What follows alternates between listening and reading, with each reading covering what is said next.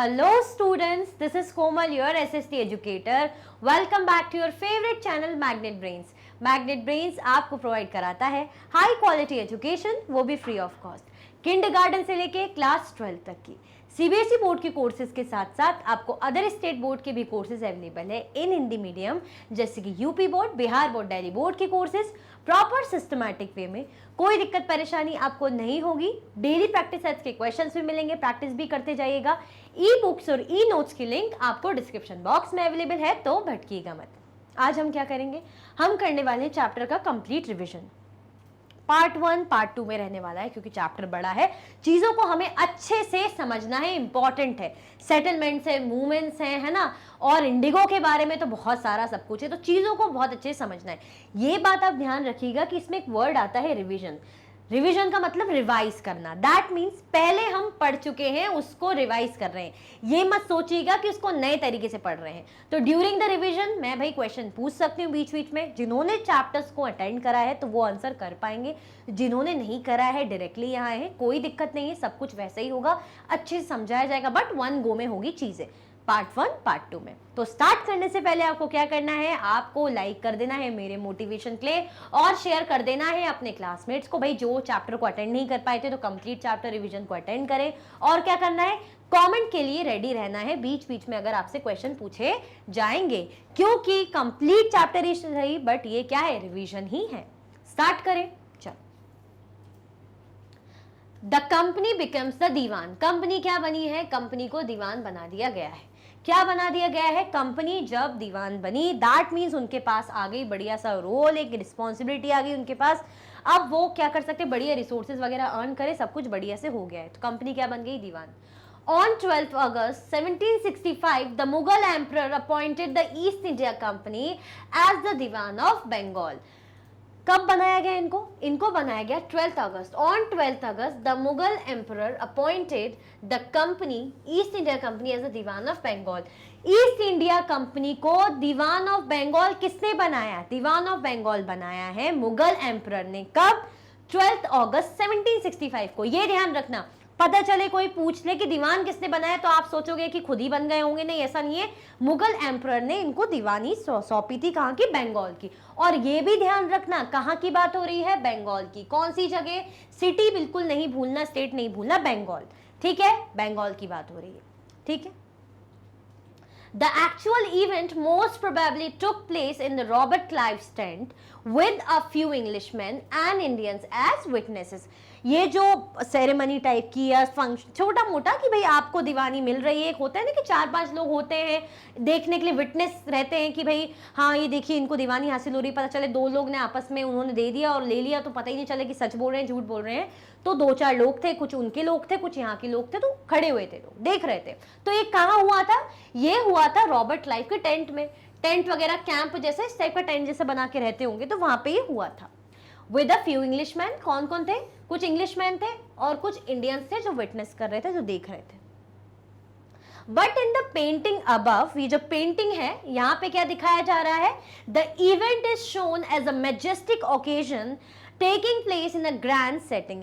But ये जो event है इसको ऐसा दिखाया जा रहा है कि बहुत बड़ा कुछ हो रहा है, पता नहीं कौन सा अवार्ड, कौन सा वीर वाला अवार्ड मिल रहा है, कौन सा अवार्ड्स मिल रहे हैं, स्पेशल अवार्ड मिल रहा है, जो इतना ज्यादा, मतलब इसको इस तरीके से पिक्चर में दिखाया गया है।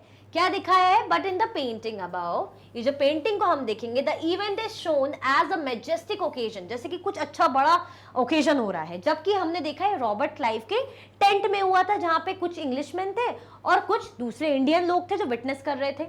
Taking place in a grand setting.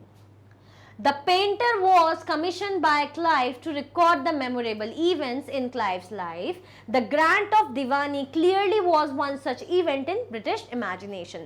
ये क्या था कि ये जो पेंटर थे जिन्होंने इतनी शानदार पेंटिंग बनाई है, क्या दिखा रहे हैं कि इतना अच्छा मैजेस्टिक प्रोग्राम हो रहा था, बहुत बढ़िया तरीके से कुछ अच्छी सेरेमनी थी, जबकि ऐसा कुछ भी नहीं था। पेंटर को जो है क्लाइव ने क्या कर रखा था, भाई होते हैं ना कि कुछ तुम्हें इसलिए रखा है, तुम्हें जॉब ये है कि तुम्हें हमारे बारे में, जो हमारे अच्छे इंपॉर्टेंट इवेंट हो रहे हैं हमारी लाइफ में, उसके बारे में लिखो, मतलब बनाओ, पेंट बनाओ, इस तरीके से चित्र फॉर्म में, मतलब ड्राइंग के फॉर्म में से दिखाओ, लोग देखेंगे बाद में। तो कुछ इंपॉर्टेंट इवेंट में जब जब ऐसी चीजें हो तो आप बनाने का काम करोगे, इसलिए रखा था। द पेंटर वॉज, पेंटर को क्या दिया गया था, कमीशन दिया था किसने, रॉबर्ट क्लाइव ने, कि भाई क्या करिए, मेरी लाइफ के जो भी मेमोरेबल इवेंट हैं उसको आप बनाइए। The grant of Deewani clearly was one such event in British imagination. और अगर दीवानी मिलना, कहा कि बंगाल की जो दीवानी मिली थी तो इस तरीके से कह लीजिए ब्रिटिशर्स के लिए क्या था, एक अच्छा इवेंट था, एक इंपॉर्टेंट, जो उन्होंने सोचा भी ना हो, एक फायदे का सौदा। ठीक है, अब देखिए क्या दिखा रहे हैं इसमें, देखिए जैसे मुगल एम्परर है ये क्या दे रहे हैं इनको, ये दिख रहा है आपको पेपर जैसे इस तरीके का दीवानी दे रहे हैं। ठीक है, अब Robert Clive accepting the diwani of Bengal, Bihar and Orissa from the Mughal ruler in 1765। कहाँ की दीवानी मिल रही है, यहाँ पे हमें लिखा है बंगाल, बट अगर हम इमेज में देखें यहाँ पे क्या बता रहे हैं कि दीवानी कहाँ की मिल रही है, मिल रही है बंगाल की, बिहार की और उड़ीसा की। किन से, मुगल रूलर से 1765 में। आया समझ में, आगे बढ़े, चलो। As Diwan, the company became the chief financial administrator of the territory under its control. अब जब कंपनी दीवान बन गई है, दैट मीन्स पावर है उनके पास, वो कुछ फैसले ले सकती हैं, जो चाहे वो कर सकती हैं। तो as Diwan the company became the chief financial administrator, company क्या बनी, चीफ फाइनेंशियल एडमिनिस्ट्रेटर बनी। The company became the chief financial administrator of the territory under its control. अब जो भी चीफ मतलब इनका काम ये हो गया था कि फाइनेंशियल मतलब फाइनेंशियली, फाइनेंशियल मतलब मॉनेटरी टर्म से related, that means monetary term, money से रिलेटेड, ऐसे मैं लिख लूं कि मनी रिलेटेड मैटर्स जो भी रहेंगे, है ना, जो भी मनी रिलेटेड मैटर्स रहेंगे उनसे रिलेटेड आराम से फैसले ले सकते हैं, क्योंकि ये दीवानी इनके कंट्रोल में है। Now it had to think of administering the land and organizing its revenue resources. अब उन्हें क्या सोचना था, अब वो ये सोच रहे थे कि भाई कैसे लैंड को एडमिनिस्टर करें, कैसे भाई रेवेन्यू रिसोर्सेज को ऑर्गेनाइज करें, मतलब चीज़ों को प्रॉपर कैसे चलाएं, ये सोचने लग गए। This had to be done in a way that could yield enough revenue to meet the growing expenses of the company. ये ऐसा इसलिए भी करना था क्योंकि जो कंपनी के बढ़ते एक्सपेंसेस हैं, जो कंपनी के बढ़ते हुए खर्चे हैं, खर्चे जैसे कि क्या क्या, कि खुद के एक्सपेंसेस हो गए, उन लोग आ रहे हैं, रह रहे हैं, किला बना रहे हैं, है ना, सेटलमेंट जो सेट कर रहे हैं उसके लिए, साथ में जो ट्रेडिंग के लिए जो खर्चा होता है उसमें, अपनी जो मिलिट्री है उनकी उसके खर्चे के लिए, तो ये सब चीज़ों के लिए उनको काफ़ी ज़्यादा एक्सपेंसेस चाहिए पड़ रहे थे। तो this had to be done, ये जो करना था, क्योंकि लैंड को मैनेज करना, रेवेन्यू को मैनेज करना, रिसोर्सेज को ऑर्गेनाइज करना, ये सबकी बहुत ज़रूरत थी। तो this had to be done in a way that could yield enough revenue to meet the growing expenses of the company, ताकि जो कंपनी के बढ़ते एक्सपेंसेस हैं उनका मतलब पूर्ति हो जाए, बेसिकली इतना हो कि हमारी जो एक्सपेंसेस है, जो खर्चे हो रहे हैं, वो हम मेट कर पाए। A trading company had also to ensure that it could buy the products it needed and sell what it wanted.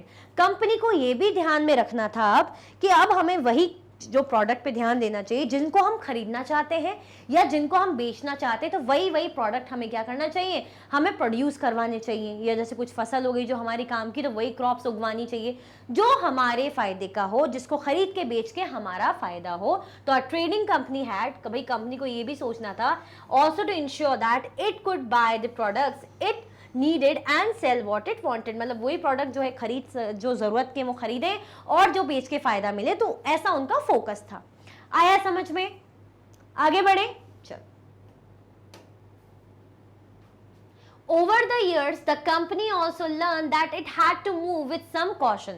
वक्त के साथ साथ कंपनी को ये भी धीरे धीरे समझ में आने लग गया कि एकदम से तो ऐसा है नहीं कि कोई हमारे सपोर्ट में आ जाएगा या हमारा साथ देगा, तो हमें बहुत ज़्यादा कॉशियसली, बहुत ज़्यादा सोच समझ के क्या करना है, आगे बढ़ना है। तो ओवर द ईयर्स, वक्त के साथ साथ, the company also learn, company ने ये भी देखा, ये भी समझा कि भाई हमें क्या है, कॉशियस होके, मतलब बहुत ध्यान में रखते हुए सोच समझ के आगे बढ़ना चाहिए, एक एक कदम आगे बढ़ाना चाहिए।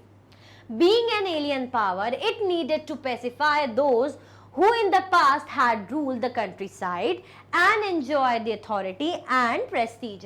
उन्हें लगा कि एलियन पावर, दैट मीन्स हम जिस तरीके से हम बाहरी ताकत हैं, एलियन पावर का मतलब मैंने क्या बताया था, बाहरी ताकत, जो बाहर से लोग आए हैं। तो बीइंग एन एलियन पावर, उन्हें क्या लगा कि हम तो बाहर के हैं, क्या है भाई, हम तो बाहर के हैं, हमें क्या जरूरत है, हमें उन लोगों की जरूरत है। It needed to pacify those who in the past had ruled the countryside, मतलब जो पास्ट में भी कंट्री साइड में रूल कर चुके हैं या रूल जो कर रहे हैं, तो उनके अकॉर्डिंग उनका क्या है, क्योंकि उनकी प्रेस्टीज है, उनकी समाज में बड़ी इज्जत है, रिस्पेक्ट है ना, उनकी पावर है, उनकी अथॉरिटी है, तो उनके अकॉर्डिंग मतलब उनको कैसे मैनेज करना है, कंट्रोल करना है, तो ये सब ध्यान रखने की बहुत ज़्यादा ज़रूरत है। तो कंपनी ये सब सोचने लगे, क्यों? क्योंकि कंपनी बाहरी ताकत है। अब बाहर की जो ताकत आई उनको अपना रूल स्टैब्लिश करना और उनके अकॉर्डिंग जो ऑलरेडी सेटल्ड हैं उनसे कॉम्पीट करना, थोड़ा सा सोच समझ के आगे बढ़ना था।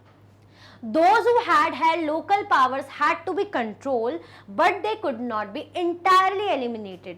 जो ऑलरेडी लोकल थे, जो पावर में थे, ये तो बाहर से आए थे, जो ऑलरेडी राजा महाराजा पावर में थे, उनको कंट्रोल करना बहुत जरूरी था। कंट्रोल कर सकते थे बट एलिमिनेट करना मुश्किल था, पॉसिबल नहीं था। एलिमिनेट नहीं कर सकते थे, एलिमिनेट एज एन पूरी तरह हटाना, ये पॉसिबल नहीं था। बट अपने अकॉर्डिंग उनको अपने इशारों पे थोड़ा सा अपनी बातों में डिप्लोमेटिकली, पॉलिटिकली, जैसे भी हम उनको अपनी बातों में लाएं और अपने अकॉर्डिंग चलाएं, अपने अकॉर्डिंग हमारा कंट्रोल हो, बट एलिमिनेट हम नहीं कर सकते। तो those who had local power, भाई जिनके पास लोकल पावर थी उनको क्या करने की जरूरत थी? कंट्रोल करने की जरूरत थी। But they could not be entirely eliminated, but उनको पूरी तरह से एलिमिनेट नहीं कर सकते थे। तो ये सब क्या हो रहा है कि कंपनी को दीवानी तो मिल गई है, बट वो चीज़ों को धीरे धीरे लेके सोच के आगे बढ़ रहे हैं कि क्योंकि लोकल पावर्स ऑलरेडी सेटल्ड है, हम बाहर से आए हुए लोग हैं, तो हमें मैनेज कैसे करना है वो देखना जरूरी है। जब हम ये सब मैनेज कर लेंगे तो हमारा सब कुछ फिर भी फ्लो में चलेंगी चीजें। How was this to be done? ये कैसे करा जा सकता है? क्योंकि करना तो जरूरी है, कंट्रोल में लाना तो बहुत ज्यादा जरूरी है। In this chapter we will see how the company came to colonize the countryside. इस चैप्टर में हम क्या देखेंगे कि कंपनी कैसे जो विलेज एरियाज है, कंट्री साइड, दैट मीन्स जो ग्रामीण क्षेत्र हैं, उनको कैसे कॉलोनाइज करेगी। What do you mean by the term colonials? अब ये कॉलोनियल रूल है, मैं आपसे क्वेश्चन कर रही हूँ, कॉलोनियल रूल जो टर्म है उससे क्या मतलब है? हमने चैप्टर में बहुत अच्छे से पढ़ा था कॉलोनाइजेशन और कॉलोनियल रूल के बारे में। तो क्या आप मुझे बता पाएंगे कि कॉलोनियल का मतलब क्या होता है? सबसे पहले तो वो बताइए, फटाफट से आंसर करो। जिसने चैप्टर सेकंड पढ़ा है, जिसने नहीं पढ़ा है कोई बात नहीं, जिसने फर्स्ट भी नहीं पढ़ा है कोई बात नहीं, आप जाइए प्लेलिस्ट में, आपको फर्स्ट सेकंड चैप्टर पूरे मिलेंगे विद MCQs, MIQs, सब कुछ, सारा सब कुछ मिलेगा। तो उसको देखिए, पढ़िए। और मेरा जो क्वेश्चन है कॉलोनियल रूल का, क्या आप मुझे बता पाएंगे क्या होता है कॉलोनियल रूल? ये कह रहे हैं ना कि विलेज साइड मतलब कंट्री साइड को भी कॉलोनाइज कर लिया, तो क्या मतलब है? कॉलोनी बना ली क्या वहाँ पे? जनता कॉलोनी, ग्रामीण कॉलोनी, इसे नाम से कुछ कॉलोनी बना ली, विला कॉलोनी, विलास कॉलोनी, इस टाइप से कुछ भी नाम देके कॉलोनी बना ली, XYZ कॉलोनी, ऐसा नहीं। कॉलोनाइज का मतलब क्या होता है कि जब कोई दूसरी पावर, मतलब जो दूसरी कंट्री में आके किसी और कंट्री को क्या कर ले, अपने अकॉर्डिंग, उन इकोनॉमिक, सोशली, है ना, कल्चरल, मतलब हर तरीके से अपनी तरह बदल दे, अपने अकॉर्डिंग पूरा बदलाव ले आए और अपनी तरीके से अपने अंडर ले ले कि अब तुम हमारे अंडर हो, जो होगा हमारे अकॉर्डिंग होगा, तो उसको हम बोलते हैं कॉलोनाइजेशन। ठीक है, हमने देखा, हम बोलते हैं ना औपनिवेशिक रूल, हिंदी में बोलते हैं औपनिवेशिक, तो कॉलोनाइज। अब हम इस चैप्टर में ये भी देखेंगे कि कैसे जो village area, that means country side को भी इन्होंने कॉलोनाइज करा, और कैसे जो है अपने रेवेन्यू रिसोर्सेज को ऑर्गेनाइज करा अपना खर्चा पानी चलाने के लिए। Redefine the rights of the people, जो लोगों के राइट्स है उनको कैसे रिडिफाइन करा, मतलब जो उनको अधिकार है उनको कैसे दोबारा से रिडिफाइन करा। And produce the crops it wanted, और जो क्रॉप्स की उन्हें जरूरत थी उनको कैसे प्रोड्यूस करा, जो भी मतलब अपने मतलब की चीजें, कैसे कंट्री साइड में अपना सिक्का जमाए बेसिकली, और अपने मतलब के काम करवाए, रेवेन्यू मिलना, क्रॉप्स अपने अकॉर्डिंग उगवाना। तो ये सारी चीजें हम इस चैप्टर में देखने वाले हैं। आया समझ में? कोई कंफ्यूजन, दिक्कत, परेशानी तो नहीं? आगे बढ़े। और ये बताओ अभी तक लाइक करा कि नहीं करा? लाइक नहीं करा तो भाई फटाफट से लाइक कर दीजिए, फटाफट से लाइक कर दो, फिर आगे बढ़ते हैं नेक्स्ट स्लाइड में। जल्दी जल्दी भाई लाइक कर दो, बहुत ज़्यादा ज़रूरी है। कर दिया लाइक? चलो आगे बढ़ते हैं।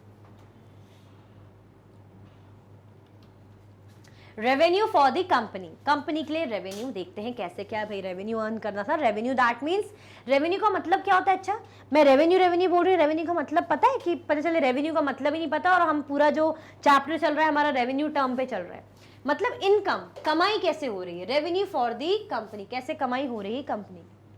The company had become the diwan but it still saw itself primarily as a trader. Company दीवान तो बन गई थी, टेरिटरी तो हाथ में आ गई थी, बट कंपनी खुद को क्या देखती थी? एज अ ट्रेडर ही देखती थी, है ना। क्या देखती थी भाई हमें, but still it saw itself primarily as a trader. ठीक है, टेरिटरी तो हासिल कर रही थी, बट इनका मेन फोकस क्या था कि ट्रेड, पैसा अर्न करना है, यहाँ रूल नहीं करना है, पैसा पैसा जितना पैसा आ जाए पैसा मिलना चाहिए, कमाई होनी चाहिए। It wanted a large revenue income but was unwilling to set up any regular system of assessment and collection. Company क्या चाह रही थी, ज्यादा से ज्यादा रेवेन्यू हो, क्या हो कंपनी का, भाई ज्यादा से ज्यादा हम रेवेन्यू अर्न कर पाए, बट ये ऐसा कुछ परमानेंट असेसमेंट सिस्टम नहीं चाह रही थी कि परमानेंट तरीके से भाई असेसमेंट हो या कलेक्शन हो, ऐसा कुछ रेगुलर सिस्टम नहीं लगाना चाह रही थी, बस चाह रही थी कि क्या हो, लार्ज जो है रेवेन्यू हम अर्न कर सके। The effort was to increase the revenue as much as it could and buy fine cotton and silk cloth as cheaply as possible. इनका मेन फोकस ये था कि भाई जितने चीप से चीप दाम में, चीप मतलब जितने से सस्ते दाम में हमें प्रोडक्ट मिले हमें चाहिए, क्योंकि फायदा चाहिए ना कि यहाँ पे सस्ते से सस्ते दामों में खरीदा, बाहर जाके बेचा। तो इनका एफर्ट क्या था, The effort was to increase, इनका जो एफर्ट था, the effort was to increase the revenue as much as it could, मतलब रेवेन्यू जितना से जितना ज़्यादा अर्न कर पाए, और ऐसे कॉटन, फाइन कॉटन और क्लॉथ को हम जो है खरीदे जो चीपली एज पॉसिबल, मतलब जितने ज़्यादा कम दाम में हो, ज़्यादा से ज़्यादा हमें वो मिले, हम ऐसा खरीदें और ज़्यादा से ज़्यादा रेवेन्यू अर्न करें। मेन फोकस कंपनी का इसी में था, क्योंकि हमने देखा ना कि खुद को एज अ ट्रेडर ही देख रहे थे, और ट्रेडर क्या चाहता है कि ज़्यादा से ज़्यादा कमाई हो और कम से कम दाम में मुझे प्रोडक्ट खरीदने को मिले। जो माल मैं खरीद रहा हूँ, जो प्रोडक्ट मैं खरीद रहा हूँ, कम से कम दाम में खरीदूँ, फिर वो प्रोडक्ट है मैं दूसरी जगह बेचूँ ज़्यादा से ज़्यादा दामों में। आया समझ में, खुद को क्या देख रहे थे, खुद को एज अ ट्रेडर ही देखते थे। ये क्या इमेज है, ये वीकली मार्केट की इमेज है जो मुर्शिदाबाद बंगाल की है, ठीक है। यहाँ पे क्या दिख रहे हैं, हार्ट लगी हुई है। A weekly market in Murshidabad in Bengal, peasants and artisans from rural areas regularly came to these weekly markets to sell their goods and buy what they needed. These markets were badly affected during times of economic crisis.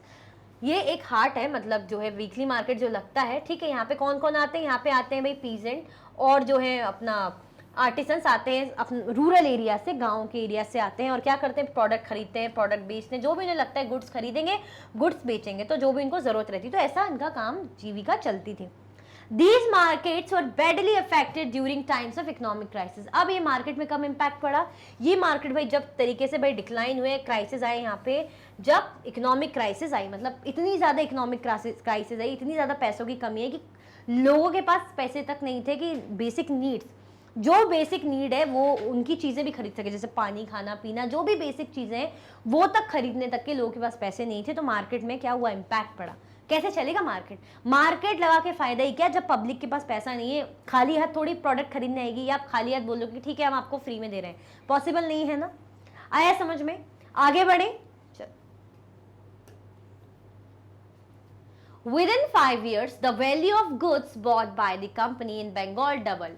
लगभग 5 सालों में, 5 सालों के अंदर अंदर जो value थी, किसकी वैल्यू थी, the value of goods bought by the company in Bengal double. जो वैल्यू थी गुड्स की जो कंपनी खरीदती थी वो कैसी हो गई, डबल हो गई, डबल बढ़ गई। Before 1765, the company had purchased gold in India by importing gold and silver from Britain.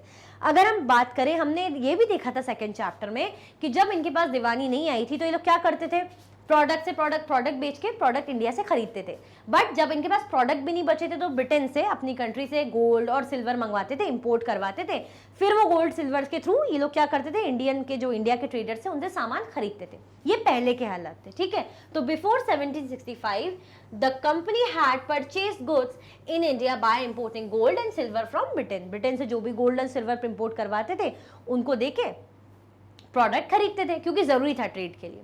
Now the revenue collected in Bengal could finance the purchase of goods for export. But जब इन्हें बंगाल की दीवानी हासिल हुई तो इनका इतना फायदा हुआ, मतलब दोनों हाथ घी में, क्या आराम से पैसा ही पैसा, यहीं का पैसा इन्हीं को मिल रहा है और यहीं के पैसों से यहाँ का सामान खरीद के वहां बेच रहे, तो डबल कमाई। तो नाउ द रेवेन्यू, जो भी रेवेन्यू कलेक्ट करते थे, नाउ द रेवेन्यू जो इनको रेवेन्यू में मिलता था, क्या होने लग गया, in Bengal could finance the purchase of the goods for export. मतलब जो भी गुड्स चाहिए रहते थे एक्सपोर्ट करने के लिए, उसकी चीजें आराम से फाइनेंस हो पा रही थी, मतलब आराम से खर्चा पानी चल पा रहा था।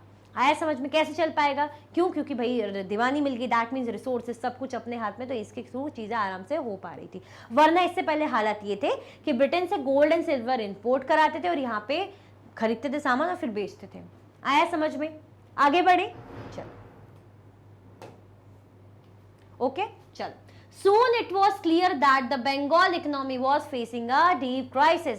अब भाई जल्दी ये चीज देख के समझ में आने लग गई कि जो बंगाल की इकोनॉमी है वो क्या हो गई, वो उसमें भाई बहुत ज्यादा दिक्कत आ गई, डीप क्राइसिस आ गए। सून it was clear that the Bengal economy was facing a deep crisis। जो बंगाल की इकोनॉमी है वो क्या है, बहुत ज्यादा दिक्कत में है, क्राइसिस झेल रही है। Artisans were deserting villages since they were being forced to sell their goods to the company at low prices।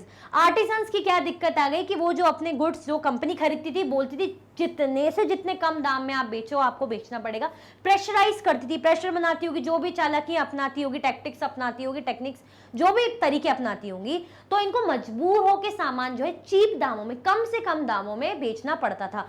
इसके कारण क्या हो गया भाई, नुकसान होगा कि नहीं होगा, नुकसान होगा कि नहीं होगा, नुकसान होगा ना। तो इस नुकसान के कारण क्या होने लग गए, जो आर्टिसंस है, आर्टिसंस वर डेजर्टिंग विलेजेस, मतलब गांव वगैरह को छोड़ने लग गए, ठीक है। Since they were being forced to sell their goods to the company at low prices, क्योंकि इन्हें फोर्स किया जाता था, कंपनी फोर्स करती थी कि गुड्स को कम से कम प्राइसेस में आप बेचो। Peasants were unable to pay the dues that were being demanded from them। जो पीजेंट है, जो किसान है भाई, जो भी पे उनसे मांगा जाता था नहीं कर पाते थे, क्यों, क्योंकि भाई डबल मांगा, इतना ज्यादा मांगते थे ना। Peasant were unable to pay the dues that were being demanded from them, मतलब जो भी ड्यूज उनसे मांगी जाती थी कि भाई आप ये दीजिए, आपसे मांगा जा रहा है ना, जो भी ड्यू है आपका, नहीं दे पाते थे। Enable to pay the dues, बहुत ज्यादा दिक्कत होने लग गई थी।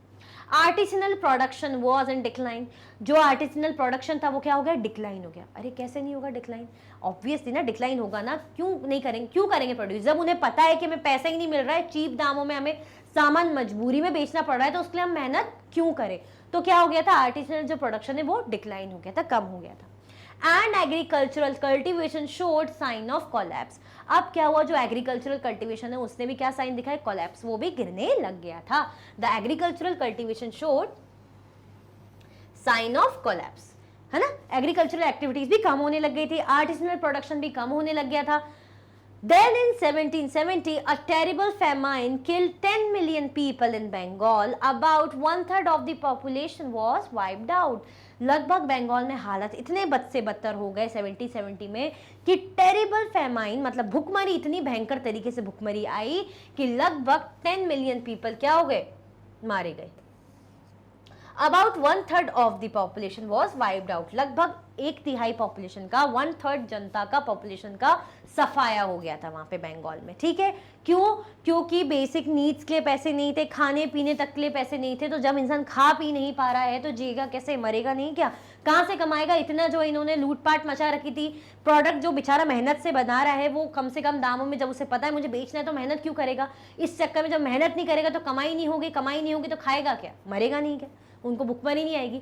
ऐसे यही हालत किसके थे, पीजेंट के थे। तो इन कुछ कारणों के कारण क्या था, बंगाल में हालत बहुत ज्यादा बद से बदतर हो चुकी थी।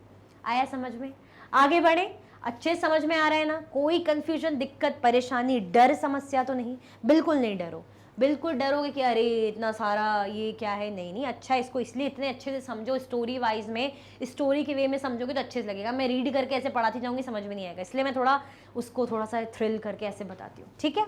चलो,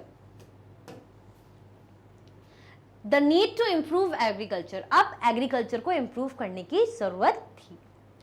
if the economy was in ruins, could the company be certain of its revenue income? अगर जो इकोनॉमी है वो रुइन होती, खत्म होती, मतलब बिगड़ती, if the economy was ruins, could the company be certain of its revenue income? क्या कंपनी को भी सर्टन, मतलब एक पर्टिकुलर वे में, डेली बेसिस, डेली भी नहीं बोलेंगे, एक मतलब फिक्स बेसिस में उनको भी रेवेन्यू अर्न हो पाता। जब इकोनॉमी की दिक्कत आ रही, इतना ज्यादा क्राइसिस है, तो कंपनी की अर्निंग कहां से होती, रेवेन्यू कैसे आता। Most company officials began to feel that investment in land had to be encouraged and agriculture had to be improved। बहुत से जो ऑफिशियल्स थे, उन्हें कंपनी के जो ऑफिशियल्स थे, जो अच्छी पोस्ट पे लोग थे, उन्होंने जो विचार करा, सोचा इसके बारे में कि भाई क्या जरूरत है, अब जरूरत है। Most company officials began to feel that investment in land had to be encouraged and agriculture had to be improved। मतलब लैंड का इन्वेस्टमेंट के क्या करने की जरूरत है, लैंड का जो इन्वेस्टमेंट है उसको इंकरेज करने की जरूरत है, और agriculture had to be improved, agriculture को भी इम्प्रूव करने की जरूरत है। क्या क्या जरूरत है भाई, लैंड में इन्वेस्ट करने की जरूरत है, लैंड की इंप्रूवमेंट हो, अच्छा खासा हो, और जो है एग्रीकल्चर में भी इम्प्रूव करने की जरूरत है। How was this to be done, ये तो समझ में आ गया है कि इन सब चीज़ों की ज़रूरत है, बट ये होगा कैसे? कुछ तो करना पड़ेगा, अपने आप तो होगा नहीं कि जादू की छड़ी चलाई और हो गया, नहीं हो सकता ना ऐसे, कुछ ना कुछ तो करना पड़ेगा। तो भाई देखिए क्या करेंगे। After 2 decades of debate on the question, the company finally introduced the permanent settlement system in 1793. लगभग कितना 2 decades, भाई 2 दशकों तक इनकी बातें चलती रही, सोचा, डिबेट्स होते रहे, मतलब होता रहा ना कि क्या करना चाहिए क्या नहीं करना चाहिए, कोई कुछ ओपिनियन दे रहा है, कोई कुछ व्यू दे रहा है, आइडियाज दे रहा है, तो ऐसा करते करते नहीं हाँ जो भी चीजें करते हुए फाइनली क्या आया, परमानेंट सेटलमेंट सिस्टम आया। Very important, very important, permanent settlement system आया 1793 में। क्या सिस्टम आया? परमानेंट सेटलमेंट सिस्टम आया 1793 में। ये कौन है? ये चार्ल्स कॉर्नवालिस है, जो क्या है, Cornwallis was the governor general of Bengal when the permanent settlement was introduce. Cornwallis क्या थे? कॉर्नवालिस थे गवर्नर जनरल किसके? बंगाल के, जब परमानेंट सेटलमेंट क्या हुआ था? इंट्रोड्यूस हुआ था। तो आफ्टर 2 डिकेड्स ऑफ डिबेट, लगभग इतनी डिबेट चलती रही, डिस्कशन चलता रहा, तो परमानेंट सेटलमेंट सिस्टम फाइनली आया कब? 1793 में। आगे बढ़े, चल। By the terms of the settlement, the Rajas and taluqdars were recognized as zamindars. अच्छा, मुझे ये बताओ कि जिसने चैप्टर मेरे साथ पढ़ा है, ये परमानेंट सेटलमेंट सिस्टम में क्या था? ऐसा क्या था ये परमानेंट सेटलमेंट? परमानेंट से हम मतलब समझते स्थायी, जो फिक्स रहे, तो क्या फिक्स रहता था? इतना बता दो। चलो मैंने ये भी बता दिया कि फिक्स रहे, तो क्या फिक्स रहे? जिसने चैप्टर पढ़ा है उसको याद आ जाएगा। बताओ फटाफट से, फिर आगे बढ़ते हैं। जल्दी जल्दी बताओ, आपके पास 10 सेकेंड्स है, जल्दी जल्दी से बताओ क्या है परमानेंट सेटलमेंट सिस्टम। हमने देखा था ना जिसमें रेवेन्यू फिक्स रहेगी। अब कैसे क्या चीजें हैं अच्छी बुरी वो देखते हैं। बाय द टर्म सेटलमेंट, अगर हम सेटलमेंट टर्म को समझे, the rajas and taluqdars, the raja and taluqdar, duty किसको दे दी थी? राजा और तालुकदार को क्या बना दिया गया था? इनको जमींदार बना दिया गया था। राजा एंड तालुकदार को क्या बोल दिया गया था कि अब आप जमींदार हैं। आपका क्या काम रहेगा? आपका काम रहेगा रेंट को कलेक्ट करना, पीजेंट से, किसानों से आप रेंट कलेक्ट कीजिए और उसका रेवेन्यू क्या करें? हमें पे कीजिए, कंपनी को। ठीक है, मतलब रेंट लिया, ये जो है जमींदार ने रेंट लिया, भाई ठीक है, जमींदार ने रेंट लिया। अब जमींदार क्या कर रहे हैं? जो कंपनी ऑफिशियल है, कंपनी को पे करेंगे, कंपनी को पे करेंगे। किस फॉर्म में पे करेंगे? Revenue.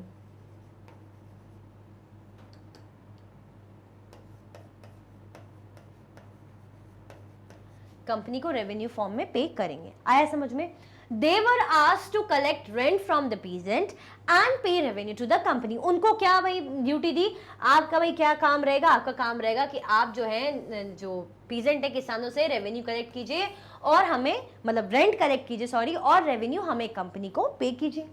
The amount to be paid was fixed permanently. जो अमाउंट है वो कैसी रहेगी? वो फिक्स्ड रहेगी। That is it was not to be increase ever in future. जो अमाउंट है वो फिक्स रहने वाली है, वो कभी फ्यूचर में बढ़ने नहीं वाली है। ठीक है, the amount to be paid is fixed, future में नहीं बढ़ने वाली। It was not to be increase in future. ठीक है, यही है मतलब किसका? परमानेंट सेटलमेंट सिस्टम का मतलब। आया समझ में? परमानेंट है ना, मतलब अब कुछ चेंजेस नहीं होने वाले, जो है वो हमेशा के लिए स्थायी रूप से वैसी की वैसी, उतनी की उतनी रहेगी। आया समझ में?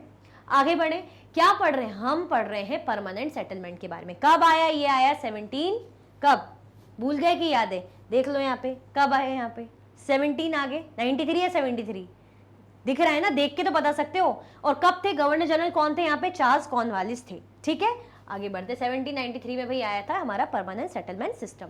देखें इसको। It was felt that this would ensure a regular flow of revenue in the company's coffers.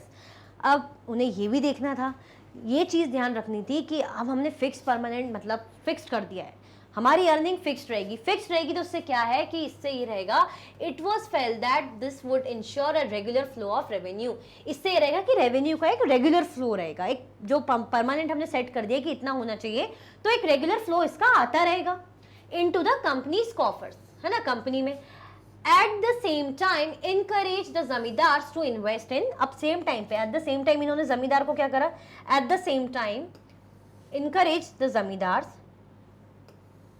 To improve the land, मतलब उन्होंने जमींदार को ये वो करा कि भाई ठीक है, अपना तो ये रेगुलर फ्लो में भाई रेवेन्यू आ रहा है, ठीक है, एट द सेम टाइम जमींदार को भी क्या कहा गया कि आप क्या काम करिए, आप लैंड को इंप्रूव करने में इन्वेस्ट कीजिए। आपको ये काम भी है कि रेवेन्यू तो रेंट तो आपको कलेक्ट करके हमें रेवेन्यू देना है, बट आप लैंड को भी इंप्रूव करिए, उसको सही करिए। Since the revenue demand of the state would not be increased, the zamindar would benefited from increased production from the land. अब क्या था, जब पता था कि भाई जो है रेवेन्यू जो है सेट करी वो इंक्रीज नहीं होने वाली, रेवेन्यू जो कंपनी हमसे मांग रही है वो बढ़ने नहीं वाली। जब बढ़ने नहीं वाली है तो इससे फायदा क्या हुआ, जमींदार को फायदा हुआ। उन्हें समझ में आया कि भाई अगर प्रोडक्शन ज्यादा हुआ ना तो हमारे लिए बढ़िया फायदा है। क्यों? क्योंकि हमें रेवेन्यू तो उतना ही देना है। या तो हमसे परसेंटेज मांगते कि इतना आपका फायदा होगा तो इतना परसेंटेज आप रेवेन्यू दो, बट यहाँ पे तो फिक्स है ना। जैसे मतलब अगर मानो यहाँ 5000 अभी रेवेन्यू लगाया है, कितना कंपनी को रेवेन्यू देना है 5000, जो जमींदार है उसका प्रोडक्शन में कितना आ रहा है, मतलब उसका 15000 वो अर्न कर पा रहा है मानो, ठीक है। कितना देना है उसको, 5000 देना, फिक्स्ड है। अब फिर से देना, यहाँ पे इसकी प्रोडक्शन कितना बढ़ गया, यहाँ पे जो प्रोडक्शन है बढ़ गया 50,000, कितना बढ़ गया 50,000। अभी भी कितना देना है 5,000, फायदा है ना। मतलब यहाँ तो चलो ऐसा था कि सिर्फ 10,000 आ पा रहा था जमींदार के पास, 5,000 देना पड़ रहा था, तो अब यहाँ पे सिर्फ 5,000 अभी भी देना है, यहाँ पे 45,000 का फायदा हो रहा है जमींदार का। नाउ अब कितना फायदा हो रहा है, अब मानो 1 लाख का फायदा हो रहा है। अभी भी यहाँ पे परमानेंटली जो है ऐसे करते करते कि 5,000 ही दे रहे हैं, ऐसे करते करते मानो इनका हो गया 10 लाख। यहाँ पे भी अभी भी 5,000 है। अब बताइए फायदा होगा कि नहीं होगा, मतलब सिर्फ देना 5,000 है, चाहे हम 15,000 से शुरू करके 10 लाख में चले जाए, 15,000 से शुरू करके हम 10 लाख में चले जाएं, तो प्रोडक्शन का फायदा कितना मिल रहा है जमींदार को, बहुत सारा मिल रहा है ना। क्यों? क्योंकि इसे देना तो सिर्फ 5,000 ही है, सिर्फ 5,000 देना है, बाकी फायदा इतना है। तो ये दिक्कत बाद में हुई। अभी तो अच्छा लगा कि कंपनी को कि एक रेगुलर फ्लो रहेगा, बढ़िया चलेगा, और जो जमींदार से वो लैंड को भी इंप्रूव करेंगे। तो जमींदार क्या करते थे, जो रेवेन्यू है वो तो फिक्स उन्हें देना रहता था, बट अगर प्रोडक्शन में कुछ ज्यादा फायदा हो जाए तो भाई इनके मजे मजे बल्ले बल्ले हो जाती थी। आया समझ में? आगे बढ़े, चलो। द प्रॉब्लम, पर ये जो परमानेंट सेटलमेंट है इसमें प्रॉब्लम क्या है भाई, कुछ ना कुछ तो दिक्कत आई होगी, तो वो देखने की जरूरत है। तो क्या प्रॉब्लम है?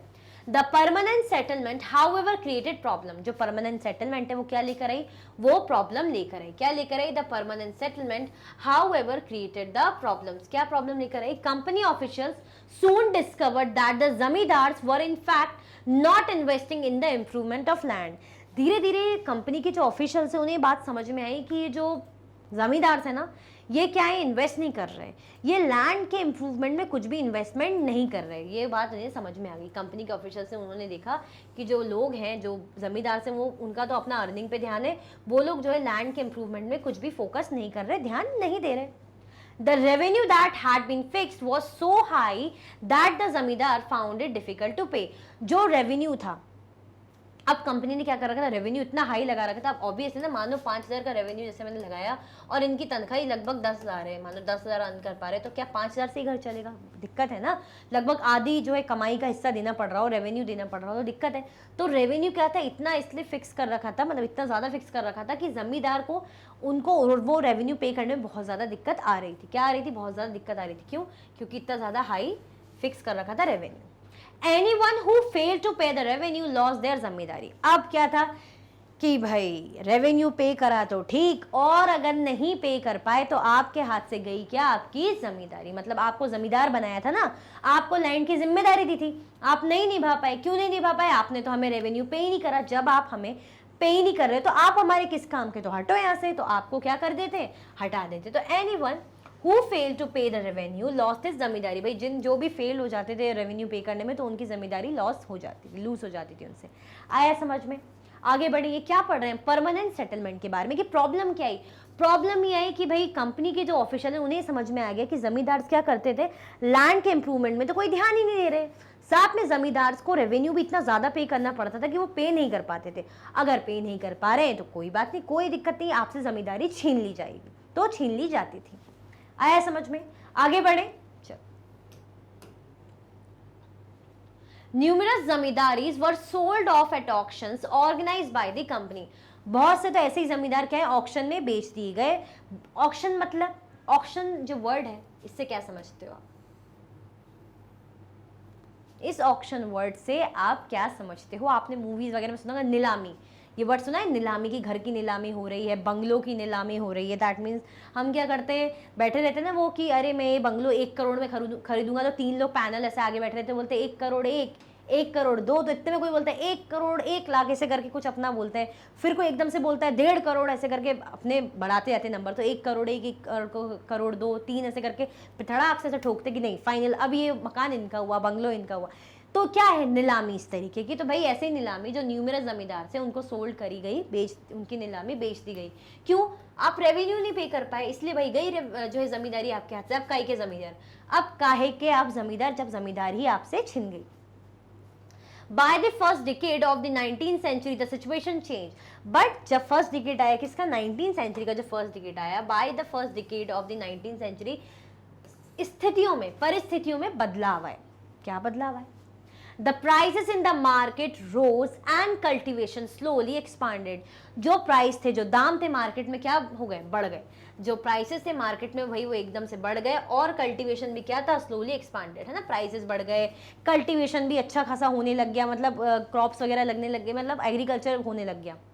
This meant an increase in the income of the zamindari but no gain for the company. इसका मतलब ये था कि जब प्रोडक्शन बढ़िया हो रहा है, लैंड से अच्छा फायदा मिल रहा है, तो लैंड के जमींदार है तो जमींदार को ही फायदा मिलेगा ना। ये बात है कि उनको बस फिक्स पे करने के लिए रेवेन्यू बोला है, बट अगर कमाई अच्छी हो रही है तो फायदा किसका, जमींदार का। बाकी कमाई अच्छी हो नहीं हो, रेवेन्यू तो एक कंपनी ने फिक्स करा है, बट अगर अच्छी हो रही है, बढ़िया हो रही है, फायदा हो रहा है, प्रॉफिट हो रहा है, तो किसका फायदा, जमींदार का फायदा, क्योंकि फिक्स रेवेन्यू है ना। बड़ा होता तो ज्यादा होता तो ऐसा होता ना कि भाई इतने परसेंट आपको अभी भी देना पड़ेगा, मतलब अगर आप अभी तक कमा रहे हो तो 10% दो, आप तब जितना कमाओगे उसका 10% दो, बट अभी क्या है, फिक्स्ड है। आया समझ में? मतलब यही बात है ना कि जैसे फॉर एग्जाम्पल कि आपको मैंने या आपकी मम्मी ने क्या करा कि भाई 50 रुपीज़ मम्मी ने दिए, तो मम्मी बोलेगी 50 रुपीज़ में से 5 रुपीज़ आप अपनी 10 रुपीज़ अपनी छोटी बहन को दीजिएगा, ठीक है। 10 रुपीज़ आपको फिक्स्ड है, देना ही देना अपनी छोटी बहन को, पॉकेट मनी में से 50 रुपीज़ आपको मिले। फिर क्या हुआ, ऐसे 1 साल बाद अब आपका क्या हो गया, आपके जो है पॉकेट मनी 500 हो गई, बट फिक्स क्या है, बहन को अभी भी 10 रुपीज़ देना है, यही बोला है ना मम्मी ने फिक्स, तो आपका तो फायदा हो गया। अगर मम्मी बोलती कि 50 का 20% दो, ऐसे ही 500 होंगे, इसका 20% दो, तो उतना देना पड़ता, बट क्या है, फिक्स्ड है, तो फिक्स में आपका बढ़ गया, वो उतना का उतना ही, तो फायदा हुआ ना। तो ऐसे ही भाई इनका फायदा बढ़ गया। तो this meant N increase in the income of the जमींदार। क्यों? क्योंकि भाई कल्टीवेशन बढ़िया होने लगा था, मार्केट में प्राइस बढ़ गए थे, तो इससे क्या फायदा हुआ, this meant an increase in the income of the zamindar but no gain for the company, but no gain for the company, but company का कोई गेन नहीं, कोई फायदा नहीं। क्यों? क्योंकि it could not be increase a revenue demand that had been fixed permanently। क्यों? क्योंकि भाई ये जो रेवेन्यू को नहीं बढ़ा सकती थी ना, अचानक से पलटी थोड़ी खाएगी कि अरे ये तो अच्छा कमा रहे, चलो हम पलटी खा ले। उन्होंने परमानेंटली जब कह दिया था, परमानेंट है तो परमानेंट, पत्थर की लकीर कह दिया, पत्थर पे लकीर बन गई है, दैट मीन्स परमानेंट ऐसा हो गया है, तो बस अब नहीं बढ़ेगा। यहाँ पे भले ही जो है जमींदार का फायदा हो जाए, बट हम रेवेन्यू नहीं बढ़ा सकते। आया समझ में? तो ये दिक्कत होने लग गई थी, प्रॉब्लम कंपनी फेस करने लग गई थी। आगे बढ़े, Even then, the zamindars did not have an interest in improving the land. तब भी जमींदार का फायदा हो रहा था, बट फिर भी जो जमींदार से वो लैंड को इम्प्रूव करने में कोई भी खास दिलचस्पी नहीं दिखा रहे थे कि लैंड में कुछ इंप्रूवमेंट करें, कुछ अच्छा करें, कोई इंटरेस्ट नहीं दिखा रहे थे। Some had lost their lands in the earlier years of the settlement। कुछ लोगों ने तो पहले ही वक्त में भाई कुछ सालों पहले ही अपने लैंड को लॉस्ट कर दिया था। कैसे लॉस्ट कर लिया था? हमने देखा था ना कि अगर रेंट नहीं पे कर पाते थे, सॉरी रेवेन्यू नहीं पे कर पाते थे, तो जमींदारी उनसे छिन जाती थी। तो ऐसे ही क्या हो जाता था, या तो ऑक्शन में बेच दिया जाता, तो इस तरीके से उनके लैंड काफी जमींदार के तो छिन गए थे। Others now saw the possibility of earning without the trouble and risk of investment। और जो अदर्स थे उन्हें समझ में आने लग गया था, पॉसिबिलिटी पता चल गई थी, कैसी कि भाई हम बिना किसी रिस्क और ट्रबल के क्या कर सकते हैं, अर्न कर सकते हैं। ठीक है, हम किसी रिस्क और किसी ट्रबल के आराम से हम अर्निंग कर सकते हैं कि अब हालत क्योंकि ऐसे हो गए हैं। As long as the zamindars could give out the land to tenants and get rent, they were not interested in improving the land। जो जमींदार थे उनका क्या काम था, उनका क्या काम रहता था, as long as the zamindars could give out the land to tenants and get rent, they were not interested in improving a land. मतलब जो जमींदार थे वो क्या करते थे, अपना लैंड ऐसे रेंट पे दे दिया, किराए पे दे दिया कि वहाँ पे फार्मिंग कर लो, जो भी कर लो, ऐसे लैंड दे दिया तो बढ़िया इनको रेंट मिलता था, पैसा आता था। तो क्यों जो है इम्प्रूव करेंगे, बढ़िया उस लैंड से पैसा आ रहा है, कमाई चल रही, तो उसको इम्प्रूव करने का क्या ही मतलब है, कोई मतलब नहीं बनता। तो उनका जो लैंड को इम्प्रूव करने में कोई इंटरेस्ट नहीं था। आया समझ में क्यों? क्योंकि यहाँ पे बढ़िया उन्होंने जो है रेंट पे दे दिया था कि आप जो है अपना जो करना है करिए, और यहाँ पे मैं क्या करूँगा, फ़ायदा उठाऊंगा, बट लैंड को इम्प्रूव करने में मुझे कोई ऐसा इंटरेस्ट नहीं है। आ गया समझ में? आगे बढ़े। ये क्या दिखा रहा है, परमानेंट सेटलमेंट की दिक्कतें दिखा रहा है कि ये सब प्रॉब्लम हो रही थी। On the other hand, in the villages, the cultivator found the system extremely oppressive. अगर बात करें विलेजेस की तो वहाँ क्या हाल थे? On the other hand in the villages, जो विलेजेस थे, जो कल्टिवेटर्स थे, मतलब जो पीजेंट थे, वो क्या मान रहे थे, इस चीज़ को भी, जो सेटलमेंट को बहुत ही दिक्कत में, मतलब ऑपरेसिव, कि बहुत ज़्यादा परेशानी हमें हो रही है। The rent he paid to the zamindar was high and his right on the land was insecure. वो जो जमींदार को लैंड जो है रेंट पे करते थे कि भाई इतना रेंट आपको देना है, जमींदार को इतना ज़्यादा हाई होता था कि पे करने की कंडीशन ही नहीं होती थी, बेचारे पे ही नहीं कर पाते थे। तो क्या था, क्या बोल रहे हैं कि the rent he paid to the zamindar was high and his right on the land was insecure. और राइट भी कैसा था, लैंड पे इनसिक्योर था, मतलब कब हाथ में है कब हाथ से हट जाए कोई गारंटी नहीं है। To pay the rent, he had to often take a loan from the money lender. अब रेंट तो पे करना है, रेंट पे करना है ना, जरूरी है। रेंट नहीं पे करेंगे तो क्या होगा, जमीन हाथ से चली जाएगी।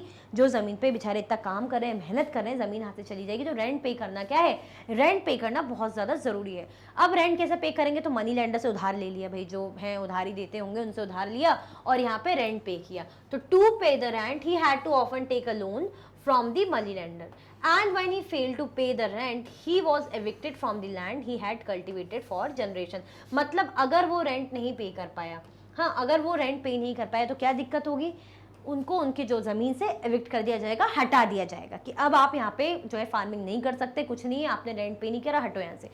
आपने आज नहीं करा, अभी नहीं करा तो हटो। जो जब तक का मानो इतनी मेहनत की होगी खेती में, जो भी करा होगा उस लैंड पे, वो सब चली जाएगी। ठीक है, तो क्या था, जो राइट था वो भी इनसिक्योर था। तो ये सारी चीज़ें क्या हो रही थी, परमानेंट सेटलमेंट में आ रही थी कि इतना ज़्यादा भाई हाई रेंट पे करना पड़ रहा था। पहले ज़मींदार रेवेन्यू नहीं पे कर पा रहे थे, बट बाद में सिचुएशन चेंज हुई और उनको फ़ायदा होने लग गया। लैंड का भी इंप्रूवमेंट नहीं था, जमींदार रेंट पे क्या कर रहे थे, लैंड देते थे। अब ये लोग लैंड पे मतलब रेंट, लैंड का जो जमीन का रेंट पे कर पाए तो ठीक, और नहीं कर पाए तो जमीन इनके हाथ से छिन जाती थी। कैसे कैसे पे करते थे, कई बार तो इन्हें उधारी भी लेनी पड़ जाती थी। आया समझ में? आगे बढ़े। और ये बता दो इतनी देर से भाई अभी तक लाइक किया कि नहीं किया, फटाफट से क्या कर दो, लाइक कर दो, फिर हम क्या करते हैं, आगे बढ़ते हैं। लाइक कर दो भाई फटाफट से, फिर हम आगे बढ़ने वाले हैं। कर दिया लाइक, बढ़े आगे। A new system is devised। अब क्या आया, एक नया सिस्टम आया। ये नया सिस्टम क्या, परमानेंट सेटलमेंट का तो हमने देख लिए, अब हम देखेंगे नया सिस्टम। कौन सा सिस्टम था वो? By the early 19th century many of the company officials were convinced that the system of revenue had to be changed again। अब जब ये लगने लग गया कि जो सिस्टम है ना बड़ा ही भारी पड़ रहा है, भाई लैंड भी इंप्रूव नहीं हो रहा और फिक्स्ड है हमारा रेवेन्यू, तो अर्निंग कैसे होगी, मतलब ज़मींदार तो बढ़िया पैसा कमा रहे हैं और हमें तो फिक्स्ड ही रेवेन्यू, हम बढ़ा नहीं सकते। तो अब जो सिस्टम है उसको बदलने की ज़रूरत है। तो by the 19th century, early 19th century, many of the company officials were convinced that the system of revenue had to be changed again. जो रेवेन्यू का सिस्टम है उसको भी दोबारा जो है बदलने की क्या है, दोबारा बदलने की ज़रूरत है। How could revenue be fixed permanently at a time when the company need more money to meet its expenses of administration and trade? भाई ऐसा कैसे चलेगा, जब परमानेंट चल रहा है तो खर्चे तो बढ़ेंगे ना। आपका रेवेन्यू परमानेंट है बट क्या कंपनी के खर्चे नहीं बढ़ेंगे, मार्केट में प्रोडक्ट के दाम नहीं बढ़ेंगे तो खर्चे तो बढ़ेंगे ना, चीज़ों की जरूरत पड़ेगी, सैलरी बढ़ानी पड़ेगी, जो भी करना पड़ेगा तो खर्चे बढ़ेंगे। तो ऐसे बढ़ते खर्चों में, ऐसी बढ़ती हुई परेशानियों में कैसे सिर्फ ये फिक्स्ड रेवेन्यू से काम चल जाएगा, नहीं चल पाएगा। ये परमानेंट सेटलमेंट से काम भाई नहीं चलने वाला है। तो how could revenue be fixed permanently at a time, कैसे हम रेवेन्यू को फिक्स कर लें जब हमें ज़रूरत है, कंपनी को अपने खर्चे मतलब एक्सपेंसेस को मीट करने की ज़रूरत है ना, और एडमिनिस्ट्रेशन वगैरह ट्रेड संभालने की ज़रूरत है, तो कैसे काम चलेगा। तो इसीलिए क्या हुआ, नया सिस्टम डिवाइस हुआ, नया सिस्टम बना। आगे बढ़े, चल। In the northwestern provinces of the Bengal Presidency, most of this area is now in Uttar Pradesh. An Englishman called Holt Mackenzie devised the new system which came into effect in 1822. Northwestern provinces presidency, जिसको अभी क्या बोलते हैं, जिसको है ना बंगाल की north western provinces the Bengal presidency, most of this areas now Uttar Pradesh, मतलब ज़्यादातर ये एरिया जो नॉर्थ वेस्टर्न प्रोविंस जो रही है बंगाल की, आज क्या है वो उत्तर प्रदेश में, मतलब most of this area is now in Uttar Pradesh. और an Englishman called Holt Mackenzie, कौन थे, एक इंग्लिशमैन थे, कौन है, हॉल्ट मैकेंजी। कौन थे भाई वो इंग्लिशमैन, वो आए हॉल्ट मैकेंजी, जिन्होंने एक नया डिवाइस लाया, जो एक नया सिस्टम लेकर आए 1822 में। मतलब हॉल्ट मैकेंजी नया सिस्टम कब लेकर आए, 1822 में। He felt that the village was an important social institution. उन्हें ये लगा कि उनका ये मानना था जो विलेज है ना एक इंपॉर्टेंट सोशल इंस्टीट्यूशन है, बहुत ज़्यादा ज़रूरी है भाई। विलेज क्या है, विलेज एक इंपॉर्टेंट सोशल इंस्टीट्यूशन है इन नॉर्थ इंडियन सोसाइटी। भाई नॉर्थ इंडियन सोसाइटी की बात करें तो भाई होना चाहिए एक अच्छा इंपॉर्टेंट सोशल इंस्टीट्यूशन है, और इसको संभाल के रखने की ज़रूरत है, प्रिजर्व करके रखने की ज़रूरत है। Under his directions, collectors went from village to village, inspecting the land, measuring the fields, and recording the customs and rights of different groups. Social institution की बात हो रही है, that means social purpose, हम custom, values, rights, है ना, इन सब चीज़ों से related, और साथ में क्या देखते थे, लैंड कितना क्या है, कितनी कमाई, ये सारी चीज़ें। तो अंडर इस डायरेक्शन, उनके डायरेक्शन में क्या होता था, जो कलेक्टर्स थे विलेज टू विलेज जाते थे और इंस्पेक्ट करते थे लैंड को। लैंड को क्या करते थे, इंस्पेक्शन करते थे, कैसा क्या लैंड है, कोई दिक्कत तो नहीं। मेजर करते थे फील्ड्स को, फील्ड की मेजरिंग करते थे, मापते थे। And recording the customs and rights of different groups, और जो राइट्स और जो कस्टम्स है, जो अलग अलग ग्रुप्स के जो लोग हैं वहाँ पे सोसाइटी, अलग अलग लोग रहते हुए ना, एक जैसे तो लोग रहते हुए नहीं होंगे, वैसे भी इंडिया क्या है, डाइवर्स कंट्री, तो ऐसे ही भाई उनके जो कस्टम्स हैं, उनकी जो वैल्यूज़ हैं, जो चीज़ें हैं, राइट्स हैं, उनको भी रिकॉर्ड करते थे। मतलब बेसिकली हर चीज़ का ध्यान रखते थे, देखते थे भाई लैंड क्या है, उसका फील्ड का क्या एरिया है, सब चीज़ें ध्यान में रखते थे। क्यों, क्योंकि उनका मानना था जो विलेज है वो एक सोशल इंस्टीट्यूशन के लिए इंपॉर्टेंट चीज़ है, जिसको प्रिजर्व करके रखने की बहुत ज़्यादा ज़रूरत है। आगे बढ़े, कौन है हॉल्ट मैकेंजी, 1822 में। The estimated revenue of each plot within a village was added up to calculate the revenue that each village mahal had to pay. Village को क्या यूज कर रहे हैं, महल वर्ड यूज कर रहे हैं। क्या यूज कर रहे हैं विलेज के लिए, महल वर्ड यूज कर रहे हैं। क्या बोल रहे हैं, the estimated revenue of each plot, मतलब हर एक प्लॉट का जो एस्टिमेटेड रेवेन्यू एक निकलता होगा within a village, village के अंदर, was added up to calculate the revenue that each village had to pay, मतलब जो हर एक विलेज को पे करना रहता होगा ना, तो इनका जो हर एक प्लॉट से जो भी निकलता हुआ इनका रेवेन्यू, उसको ऐड करके उसको देना पड़ता था। This demand was to be revise periodically, not permanently fix. और ये जो डिमांड थी, इसको क्या कर रखा था, इसको इन्होंने ध्यान में रखा थी बात कि भाई इसको परमानेंटली बिल्कुल नहीं सेट करेंगे, क्योंकि परमानेंट रेवेन्यू होगा दिक्कत हो जाएगी। इसको हम कैसा फिक्स रखेंगे, इसको कैसा करेंगे, हम रिवाइज करते रहेंगे पीरियडिकली, टाइम टू टाइम हम इसको रिवाइज करते रहेंगे। The charge of collecting the revenue and paying it to the company was given to the village headman rather than the जमींदार। जो चार्ज एक इसको दिया गया था रेवेन्यू कलेक्ट करने का, जो रेवेन्यू कलेक्ट करने का चार्ज यहाँ पे, जैसे हमने परमानेंट सेटलमेंट में क्या देखा था, परमानेंट सेटलमेंट में हमने देखा था कि ये चार्ज किसके पास है, जमींदार के पास। यहाँ पे जो चार्ज दिया गया था, किसको दिया गया था, विलेज हेडमैन को। किसको दिया गया था भाई, विलेज हेडमैन को दिया गया था, रादर देन जमींदार, मतलब जमींदार को ना देके यहाँ पे ड्यूटी किसको दी थी, विलेज हेडमैन को, कि आप जाइए और रेवेन्यू कलेक्ट कीजिए। This system came to be known as the mahalwari settlement. इस सिस्टम यानी इस सेटलमेंट को हम क्या बोलते हैं, सेटलमेंट को हम बोलते हैं महलवारी सेटलमेंट। कौन सा सेटलमेंट है, महलवारी सेटलमेंट। महल इसका मतलब होता है in British revenue records, Mahal is a revenue state which may be a village और अ ग्रुप ऑफ विलेजेस। मतलब क्या हो सकता है, जो एक विलेज है या ग्रुप ऑफ विलेजेस है, तो उसका एक रेवेन्यू स्टेट है जिसको हम महल बोलते हैं। आया समझ में, ये क्या पढ़ रहे हैं हम, महलवारी सिस्टम, जिसके बारे में हम इतना पढ़ रहे हैं ना कि ये सिस्टम में ऐसा होता है वैसा होता है, जमींदार को ना रख के विलेज हेडमैन को ड्यूटी दी, ऐसा वैसा। तो इसको बोलते क्या है, तो हॉल्ट मैकेंजी 1822 में जो सिस्टम लेकर आए थे वो था महलवारी सेटलमेंट। आया समझ में, आगे बढ़े। द मुनरो सिस्टम, देन आया मुनरो सिस्टम। भाई देखते हैं, in the British territories in the south there was similar move away from the idea of permanent settlement. ये हम नॉर्थ का देख रहे थे, है ना, हम नॉर्थ का देख रहे थे कि नॉर्दर्न सिटी में ऐसा होना चाहिए विलेजेस में। तो ब्रिटिश टेरिटरी जो साउथ में भी थी, फैली हुई थी ना, तो जो ब्रिटिश टेरिटरी साउथ में थी, तो there was there was a similar move away from the ideas of permanent settlement, मतलब जो परमानेंट सेटलमेंट का चक्कर अभी भी चल रहा था, तो उससे छुटकारा, कि अब यहाँ भी उससे छुटकारा चाहिए, क्योंकि ऊपर वहां से तो छुटकारा मिल रहा था। धीरे धीरे वो कौन सा सिस्टम ले आए थे, महालवेरी सेटलमेंट। तो अब धीरे धीरे यहाँ भी जो प्रॉब्लम हो रही थी परमानेंट सेटलमेंट की, तो उससे भी फ्री होना था। The new system that was devised came to be known as the ryotwar और रेवतवारी। जो नया सिस्टम आया उसको क्या बोलते हैं, जो नया सिस्टम बन के आया उसको कहा जाता है रेवतवारी और रेवत। क्या कहा जाता है उस नए सिस्टम को, रेवतवारी और रेवत सिस्टम। कौन लेकर आया, Munro.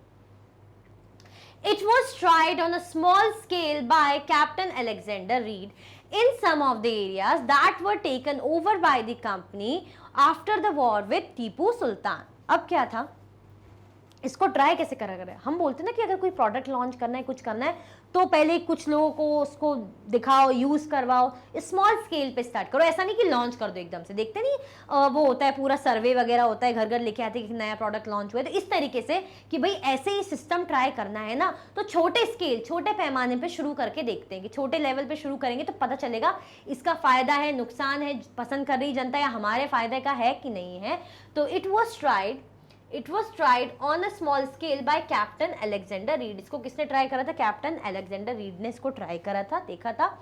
In some areas of that were taken by the company after the war with Tipu Sultan, मतलब टीपू सुल्तान से जो एरिया भाई जीता हुआ था, उन एरिया में से कुछ एरिया में ट्राई करा किसने, अलेक्जेंडर रीड में, कि इसमें ट्राई करके देखते हैं ये वाला system. Subsequently developed by Thomas Munro, और इसको किसने डेवलप करा, it was developed by Thomas Munro. This system was gradually extended all over the India, South India.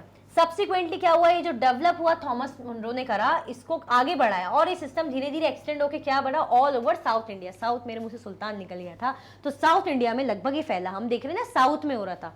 ये कौन है, थॉमस मुनरो है, गवर्नर ऑफ मद्रास। कौन है थॉमस मुनरो, ये गवर्नर है मद्रास के, ठीक है। It was tried on a small scale bye captain Alexander, पहले कैप्टन अलेक्जेंडर लाए, स्मॉल स्केल पे उन्होंने ट्राई करा। बट अगर हम बात करें पूरे साउथ में, तो इसको एक्सटेंड किसने करा, डेवलप किसने किया, थॉमस मुनरो ने, ठीक है। आया समझ में, किसकी बात कर रहे हैं हम, बात कर रहे हैं रेवतवारी सिस्टम की। आगे बढ़े, Reed and Munro felt that in the south there were no traditional जमींदार। रीड और मुनरो को ये लगा कि भाई जो लेकर आए ना सेटलमेंट, उन्हें चीज लगी कि भाई साउथ में ऐसे कोई ट्रेडिशनल जमींदार नहीं है, ऐसे जो परंपरागत जमींदार जो रहते हैं ऐसे कोई भी नहीं है। तो the settlement they argued had to be made directly with the cultivators ryots who had tilled the land for generation. मतलब वो कह रहे हैं कि सेटलमेंट हम डायरेक्टली किससे करेंगे, जो फार्मर्स है, जो काम कर रहे हैं, पीजेंट है, कल्टीवेटर से। तो दैट सेटलमेंट दे आर्ग्यूड, जो उन्होंने सेटलमेंट बनाया उन्होंने सोचा कि हम डायरेक्टली डील करेंगे किनसे, रेवत से आने जो कल्टीवेटर है उनसे। Who had tile the land for generation, भाई जिन्होंने इस लैंड संभाला है, जिसमें काम करे, तो हम उन्हीं से डायरेक्ट जो है डील करते हैं, जमींदार वगैरह हटाते हैं, हम डायरेक्ट इनसे ही डील करते हैं। Their field had to be carefully and separately surveyed before the revenue assessment was made. उनकी जो फील्ड है उसको प्रॉपरली इसमें सर्वे होता था, उस पर ध्यान रखा जाता था। Their field had to be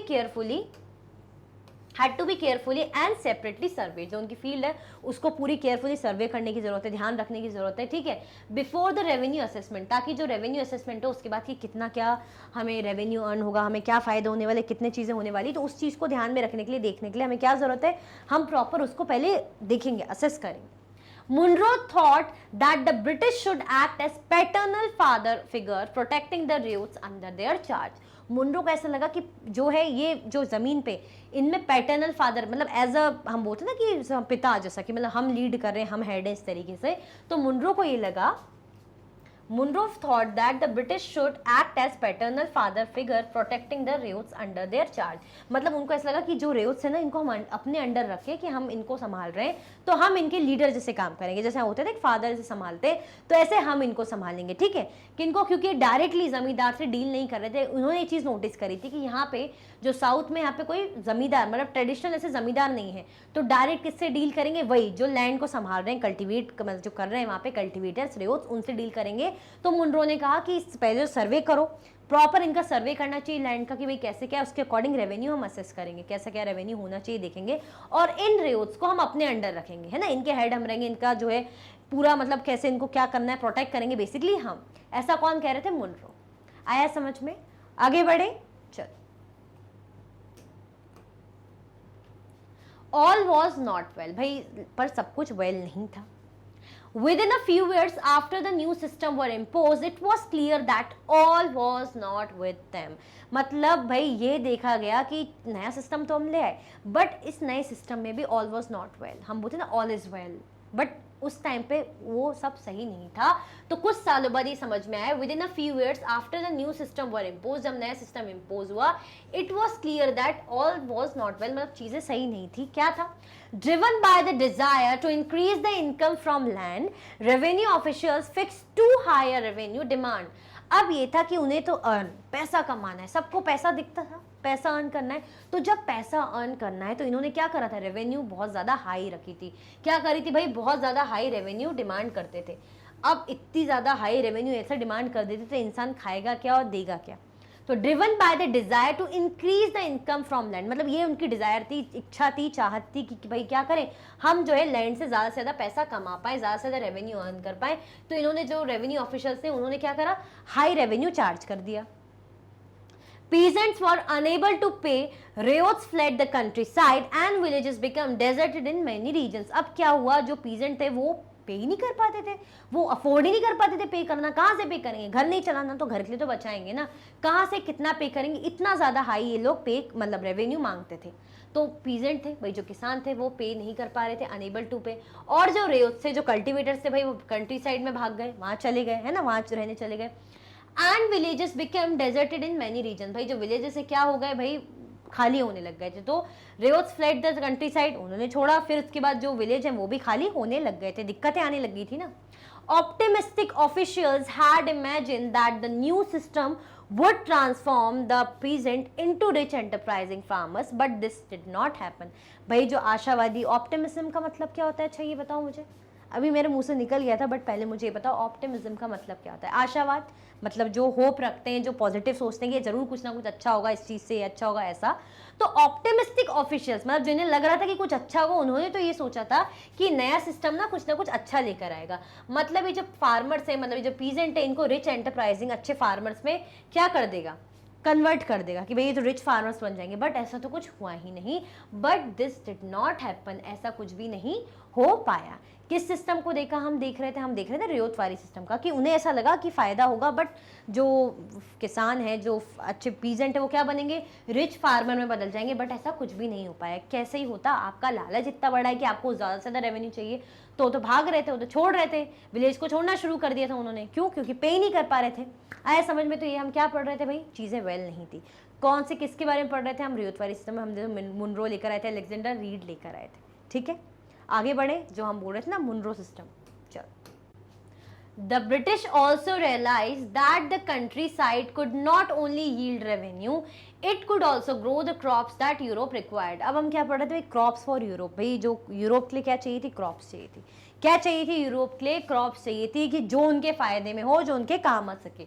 तो the British also realise the countryside could not only yield revenue, मतलब कंट्री साइड्स के थ्रू उनसे क्या हो सकता है कि सिर्फ रेवेन्यू ना मिले, it could also grow the crops that Europe required, मतलब उनसे सिर्फ रेवेन्यू नहीं अर्न करा जा सकता, उनसे हम चाहे तो अपनी मनमर्जी की फसलें भी यानी क्रॉप्स भी उगवा सकते हैं, तो ये हमें फायदा मिल सकता है। तो ब्रिटिशर्स को ये बात समझ में आ गई। The British also realise that the countryside could not only yield the revenue, it also could grow the crops that European required, मतलब जो यूरोप रिक्वायर्ड।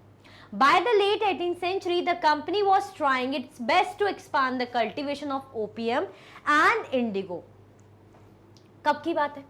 18th century, मतलब लेट 18th century की बात करें तो जो कंपनी है was trying, वो ट्राई कर रही थी अपना बेस्ट कि वो क्या कर सके भाई? ओपियम, किसका कल्टीवेशन?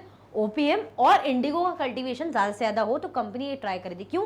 क्योंकि कंपनी को समझ में धीरे धीरे आ गया था कि हम सिर्फ ये जो गांव है यहाँ से सिर्फ रेवेन्यू नहीं अर्न कर सकते, मतलब सिर्फ रेवेन्यू अर्न करने के लिए नहीं, हम यहाँ पे क्या कर सकते हैं? हम यहाँ पे फसलें भी अपनी मनमर्जी की उगा सकते हैं, मतलब उगवा सकते हैं जो हमें फ़ायदा दे। ठीक है, तो इन्होंने जैसे ओपीएम एंड इंडिगो का करवाया।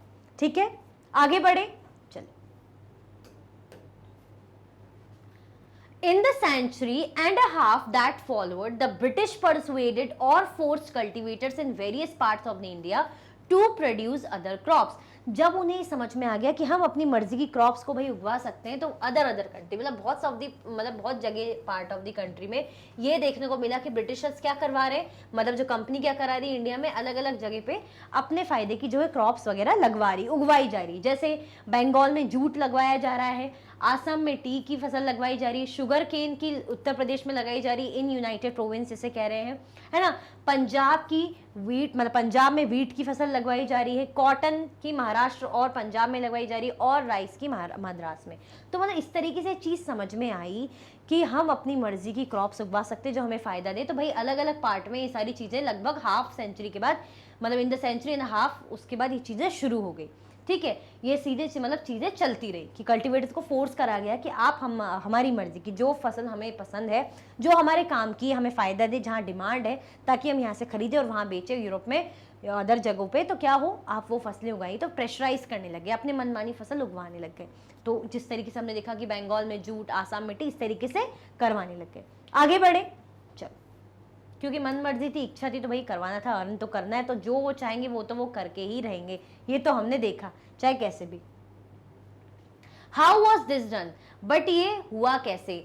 The British used a variety of methods to expand the cultivation of crops that they needed. ये हुआ कैसे? जो ब्रिटिशर्स थे उन्होंने यूज करे बहुत से मेथड्स, अब क्या करने के लिए, एक्सपांड करने के लिए अपने कल्टीवेशन को, जो क्रॉप्स उनको जरूरत थी। मतलब इस तरीके से उन्होंने चालाकियां की, दिमाग लगाया कि भाई अपने तरीकों से क्या करें कि जो मतलब क्रॉप्स हमें चाहिए उसको हम कल्टीवेट करवाएं।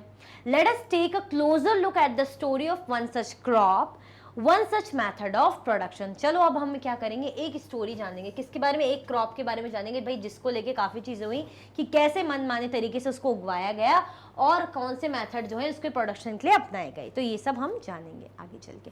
रेडी हैं आप? स्टार्ट करते हैं। Does colour have history? अभी ये देखते हैं कि क्या कलर की हिस्ट्री हो सकती है, पहले इसे समझते हैं। Does colour have a history? क्या किसी कलर की कोई हिस्ट्री हो सकती है? Do you think so? अगर हम बात करें, किसकी बात करें, अच्छा हम कलर की बात कर रहे हैं ना, तो कौन सी फसल की हम बारे में बात करेंगे जो इतनी ज़्यादा फेमस हुई थी, जिसको लेके बहुत चीज़ें हुई थी, बहुत ज़्यादा रिबेल भी हुआ था, बहुत बड़ा मतलब इंपॉर्टेंट भी हो हमारे इस चैप्टर के लिए। ठीक है, तो कौन सी फसल थी जिसके कलर डाई करने के लिए यूज होता था? इंडिगो। ठीक है, तो भाई ऐसे ही वो बोल रहे हैं कि क्या कोई कलर की हिस्ट्री हो सकती? तो देखते हैं। 2 इमेजेस ऑफ कॉटन प्रिंट्स। ये जो इमेज है, एक यहाँ लगी है और एक बैक में बाद में हम देखेंगे, देख लेते हैं। चलो, ये जो एक इमेज ये है, एक इमेज ये है, ये 2 इमेज क्या है? कॉटन प्रिंट्स की। किसकी इमेजेस हैं? These 2 images are of cotton prints.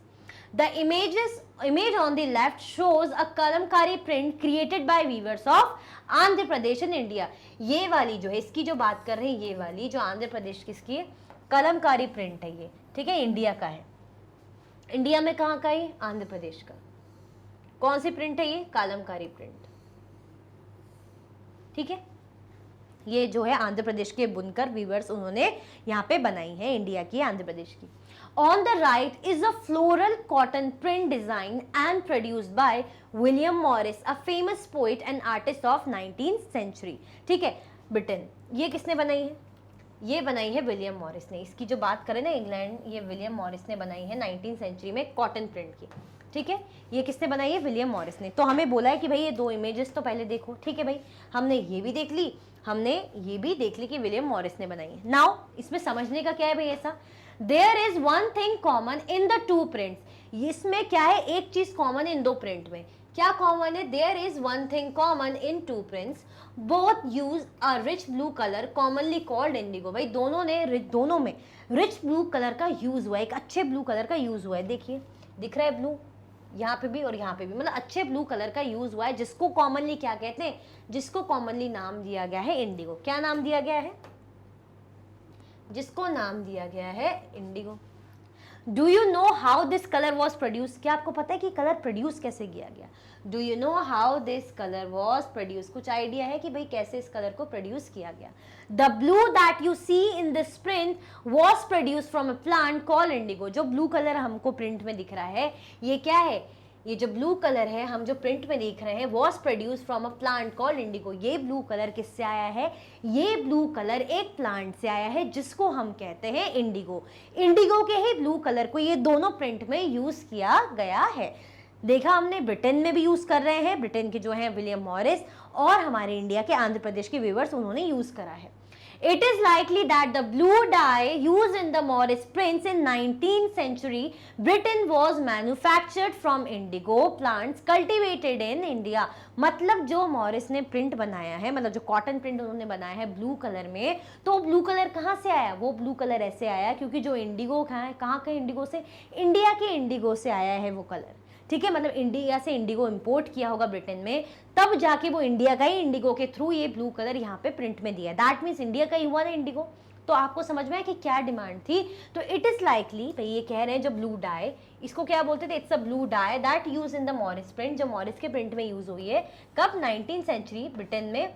Was manufactured from Indigo plants cultivated in India. भाई जो इंडिगो प्लांट्स है उससे मैन्युफैक्चर हुई है, जो कहाँ पे कल्टिवेट हुई है? इंडिया में ही कल्टिवेट हुई है। बट देखो पेंटिंग ब्रिटेन की है, मतलब जो प्रिंट है ब्रिटेन का है, मतलब वहाँ पे गया है हमारा product. For India was the biggest supplier of Indigo in the world at that time. भाई इंडिया क्या थी? वो इंडिया जो थी, हम इंडिया की बात करें, इंडिया हमारी बिगेस्ट सप्लायर थी किसकी? इंडिगो में, इंडिगो की वर्ल्ड में। For India was the biggest supplier of Indigo in the world at that time. भाई जो इंडिया थी वो क्या थी? वो वर्ल्ड की मतलब नंबर 1 ऐसे कह लीजिए सप्लायर थी, बिगेस्ट, बहुत बड़ी सप्लायर थी इंडिगो की। मतलब इंडिया से जो इंडिगो जाता था बहुत ही बढ़िया बेहतरीन रहता था, ठीक है। नंबर 1 पे था, बिगेस्ट था।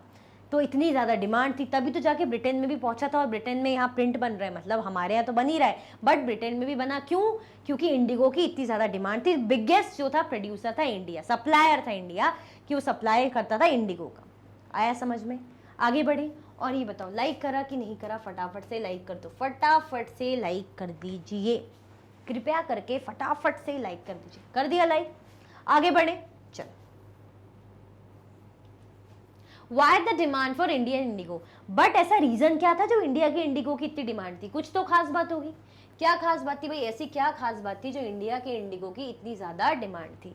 The indigo plant grows primarily in the tropics. जो इंडिगो प्लांट है वो कहाँ ग्रो होता है?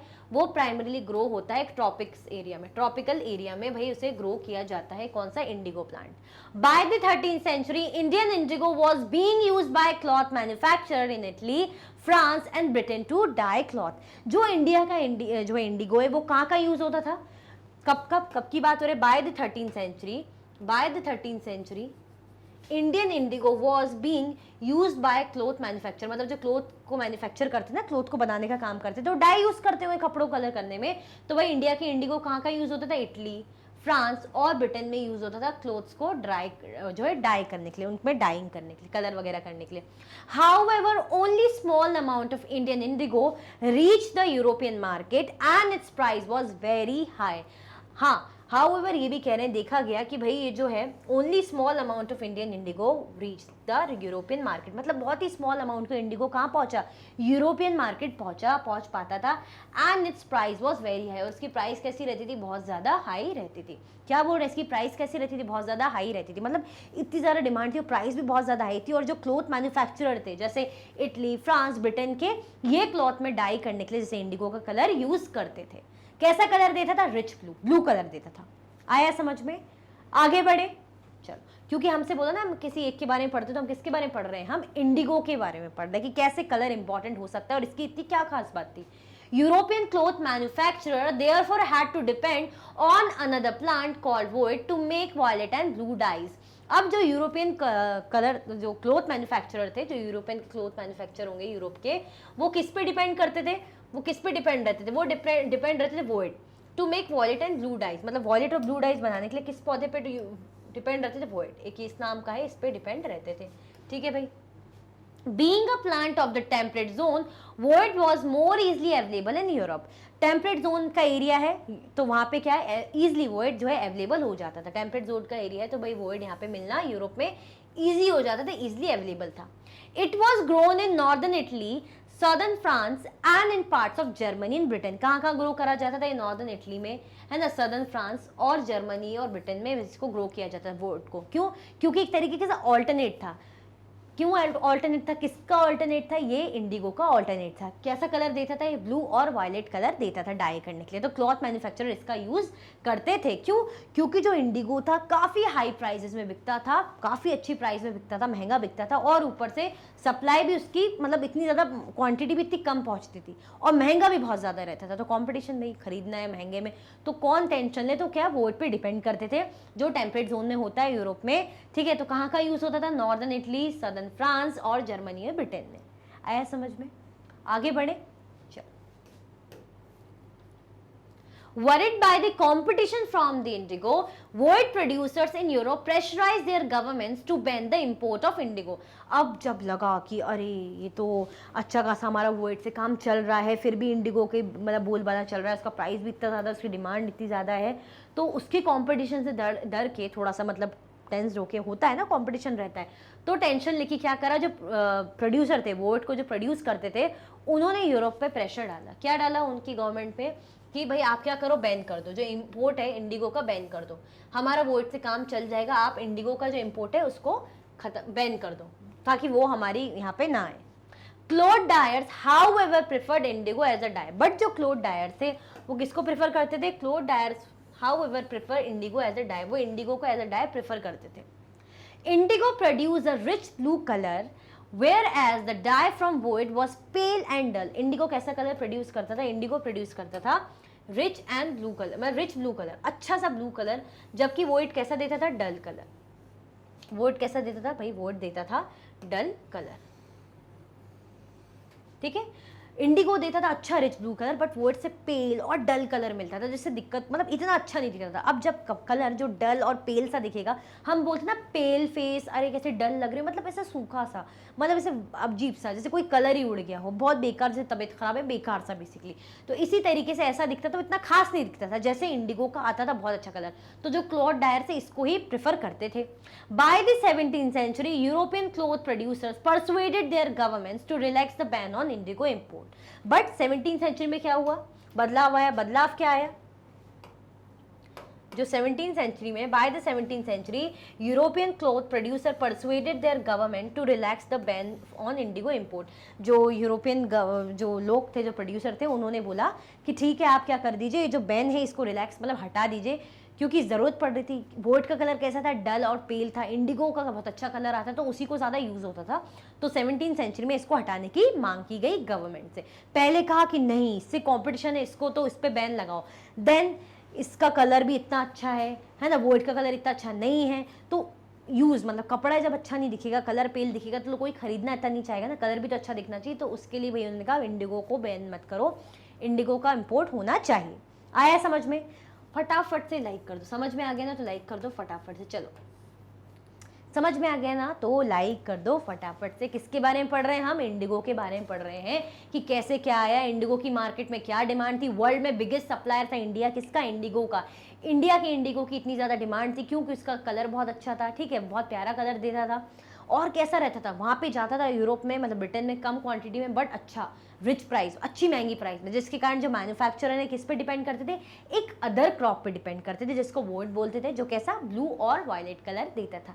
But as compare to indigo, उसका कलर पेल और डल था, ठीक है।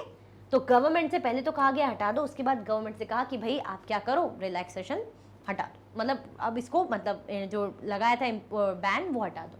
The French began cultivating indigo in Saint Domingo in Caribbean island, the Portuguese in Brazil, the English in Jamaica, and the Spanish in Venezuela. Indigo plantations also came up in many parts of North America. जो भाई French, अब Indigo की इतनी ज़्यादा demand थी तो India में तो था ही, बट अलग लोग भी, अलग अलग जगह के लोग भी क्या करना कर दिया उन्होंने शुरू, धीरे धीरे उन्होंने इंडिगो का कल्टीवेशन शुरू कर दिया। जैसे हमने देखा कहाँ पे, हम यहाँ देख रहे हैं कि फ्रेंच में कहा, सेंट डोमिंगो में स्टार्ट हुआ, कैरेबियन आइलैंड के पास। द पुर्तगीज उन्होंने ब्राज़ील में करा है ना, the English in Jamaica and the Spanish in Venezuela. मतलब यहाँ पे इंडिगो प्लांटेशन शुरू हो गया है ना, इंडिगो प्लांटेशन शुरू हो गया, ये लोग भी इंडिगो उगाना शुरू करने लग गए। Indigo plantation also came up in many parts of the north America. North America के भी बहुत से हिस्सों में इंडिगो प्लांटेशन देखने को मिला। मतलब इंडिगो की इतनी ज़्यादा डिमांड थी, इतनी ज़्यादा यूज़ था, इतना अच्छा कलर था कि धीरे धीरे काफ़ी जगहों पे जब पता चला कि इसकी बहुत डिमांड है तो काफ़ी कंट्रीज़ ने धीरे धीरे क्या करा, इन्होंने भी इंडिगो प्लांटेशन शुरू कर दिया। प्लांटेशन का मीनिंग क्या होता है? A large farm operated by a planter, एक अच्छा बड़ा फार्म जिसको कौन ऑपरेट करता है? जिसको ऑपरेट किया जाता है एक प्लांटर के द्वारा, ठीक है। Employing various forms of force labour, भाई अपने अंडर जो है फोर्स लेबर मतलब उनको एम्प्लॉय करता है, उनको अपने अंदर रखता है लेबर्स को, ठीक है। और plantation are associated with the production of coffee, और प्लांटेशन किस किस का हो सकता है? कॉफी का, शुगर केन का, टबैको, टी, कॉटन, इन सब के प्लांटेशन हो सकते हैं। तो मतलब बड़ा सा एरिया जिसको प्लांटर ऑपरेट करता है, जिसके अंदर बहुत सारे लेबर्स होते हैं, काम करते हैं। प्लांटेशन किन किन का हो सकता है? जैसे टी, कॉफी और क्या देखा था हमने, टोबैको एटसेट्रा। आया समझ में? कोई दिक्कत परेशानी तो नहीं? चल, ब्रिटेन टर्न्स टू इंडिया। अब क्या हुआ? ब्रिटेन जब इंडिया आए, जब इंडिया वापस आए, कौन? ब्रिटिश जब इंडिया वापस आए। चलो भाई, अब ब्रिटिश इंडिया वापस आ गए तो देखते हैं अब क्या धमाल मचा है। Faced with the rising demand for indigo in Europe, the company in India looked for ways to expand the area under indigo cultivation. जब लगा कंपनी को कि भाई जो है डिमांड है इंडिगो की तो बढ़िया बढ़ रही है डिमांड यूरोप में। Face with the rising demand for Indigo in Europe, जब उनको लगा कि भाई यूरोप की जो डिमांड है इतनी ज़्यादा मतलब यूरोप में जो इंडिगो की डिमांड इतनी ज़्यादा बढ़ रही है, तो the company in India looked for ways to expand the area under indigo cultivation. Company क्या करने लगी? कंपनी सोचने लगी कि हमें क्या करना चाहिए, हमें अब जो इंडिगो उगाना है तो उसके लिए ज़्यादा से ज़्यादा एरिया कल्टीवेशन के लिए चाहिए पड़ेगा। क्यों? क्योंकि भाई इंडिगो की तो बहुत ज़्यादा डिमांड है, तो इंडिगो को तो अब हम प्लांटेशन करेंगे, मतलब यहाँ पे उगाएंगे, इंडिगो को ज़्यादा से ज़्यादा एरिया में उगाएंगे। From the last decades of the 18th century, indigo cultivation in Bengal expanded rapidly and Bengal indigo came to dominate the world market. अब last decades की बात करें तो from the last decade of 18th century लगभग क्या हुआ वहाँ पे, क्या देखने को मिला? From the last decade of 18th century, indigo cultivation in Bengal expanded rapidly and Bengali indigo came to be dominate market. मतलब क्या हुआ? बंगाल में इंडिगो का कल्टीवेशन बहुत ज़्यादा स्टार्ट हुआ। क्या हुआ? बंगाल में इंडिगो का कल्टीवेशन बहुत ज़्यादा भाई डिमांड जो है एक्सपांड हुआ, बढ़ा, जिसके कारण क्या हुआ? जो इंडिगो है मार्केट में, वर्ल्ड के मार्केट में डोमिनेट करने लग गया। क्योंकि देखो ब्रिटिशर्स आए, वापस आए, उन्हें चीज़ समझ में है कि भाई इंडिगो की तो बढ़िया डिमांड है, तो क्यों ना हम इंडिगो का प्लांटेशन करें। प्लांटेशन करने के लिए मतलब ज़्यादा से ज़्यादा एरिया चाहिए, तो कहाँ शुरू हुआ? बंगाल की बात करें तो बंगाल में इंडिगो कल्टीवेशन अच्छा खासा बढ़ा, जिसकी डिमांड कितनी थी? वर्ल्ड में बहुत अच्छी खासी डिमांड रहती थी, मतलब डोमिनेट करता था बंगाली जो इंडिगो है, वहाँ से वो क्या करता, डोमिनेट करता था कि इतना अच्छा क्वालिटी का था कि लोग बहुत पसंद करते थे, तो मार्केट में इसी की ज़्यादा कह सकते हैं नीड थी। In 1788, only about 30% of the indigo imported into Britain was from India. अगर बात करें 1788 में सिर्फ कितना? 30% ही इंडिगो जाता था कहाँ पे? ब्रिटेन में। मतलब इंडिया से ब्रिटेन सिर्फ 1780 में 30% जाता था 1788 में, बट ये 95% कब हुआ? 1810 में। मतलब सोचिए 1810 में ये जो परसेंटेज है 95 हो गया। मतलब कह लीजिए कि 1788 में कितना? 30%, और 1810 में कितना? 95%।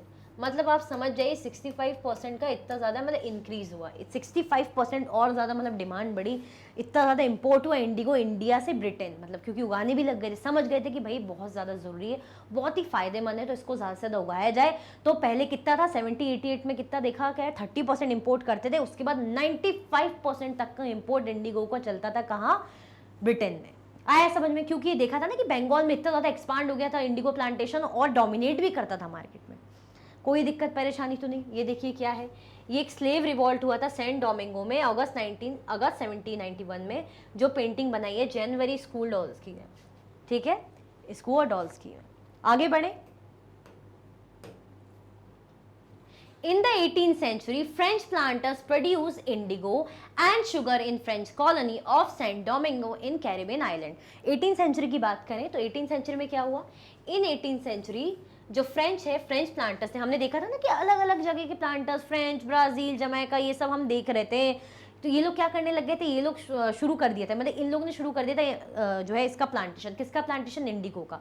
समझ गए थे ना कि फ़ायदा दे रहा है, तो ऐसे ये बता रहे हैं कि इन 18th सेंचुरी में क्या हुआ? फ्रेंच प्लांटर्स ने प्रोड्यूस करा इंडिगो और sugar in the French colony of Saint Domingo in Caribbean island. The African slaves who were work on the plantation rose in rebellion in 1791, burning the plantations and killing their rich planters.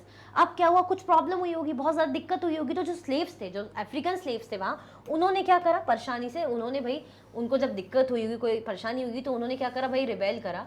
1791 में उन्होंने कोई विद्रोह करा, है ना, विद्रोह करा, और क्या करा, जो प्लांटेशन थे वो जला दिए, और जो रिच प्लांटर्स थे उनको भी मार दिया, क्योंकि गुस्सा आ गई होगी, कुछ तो बात हुई होगी। In 1792, France abolished slavery in the French colonies.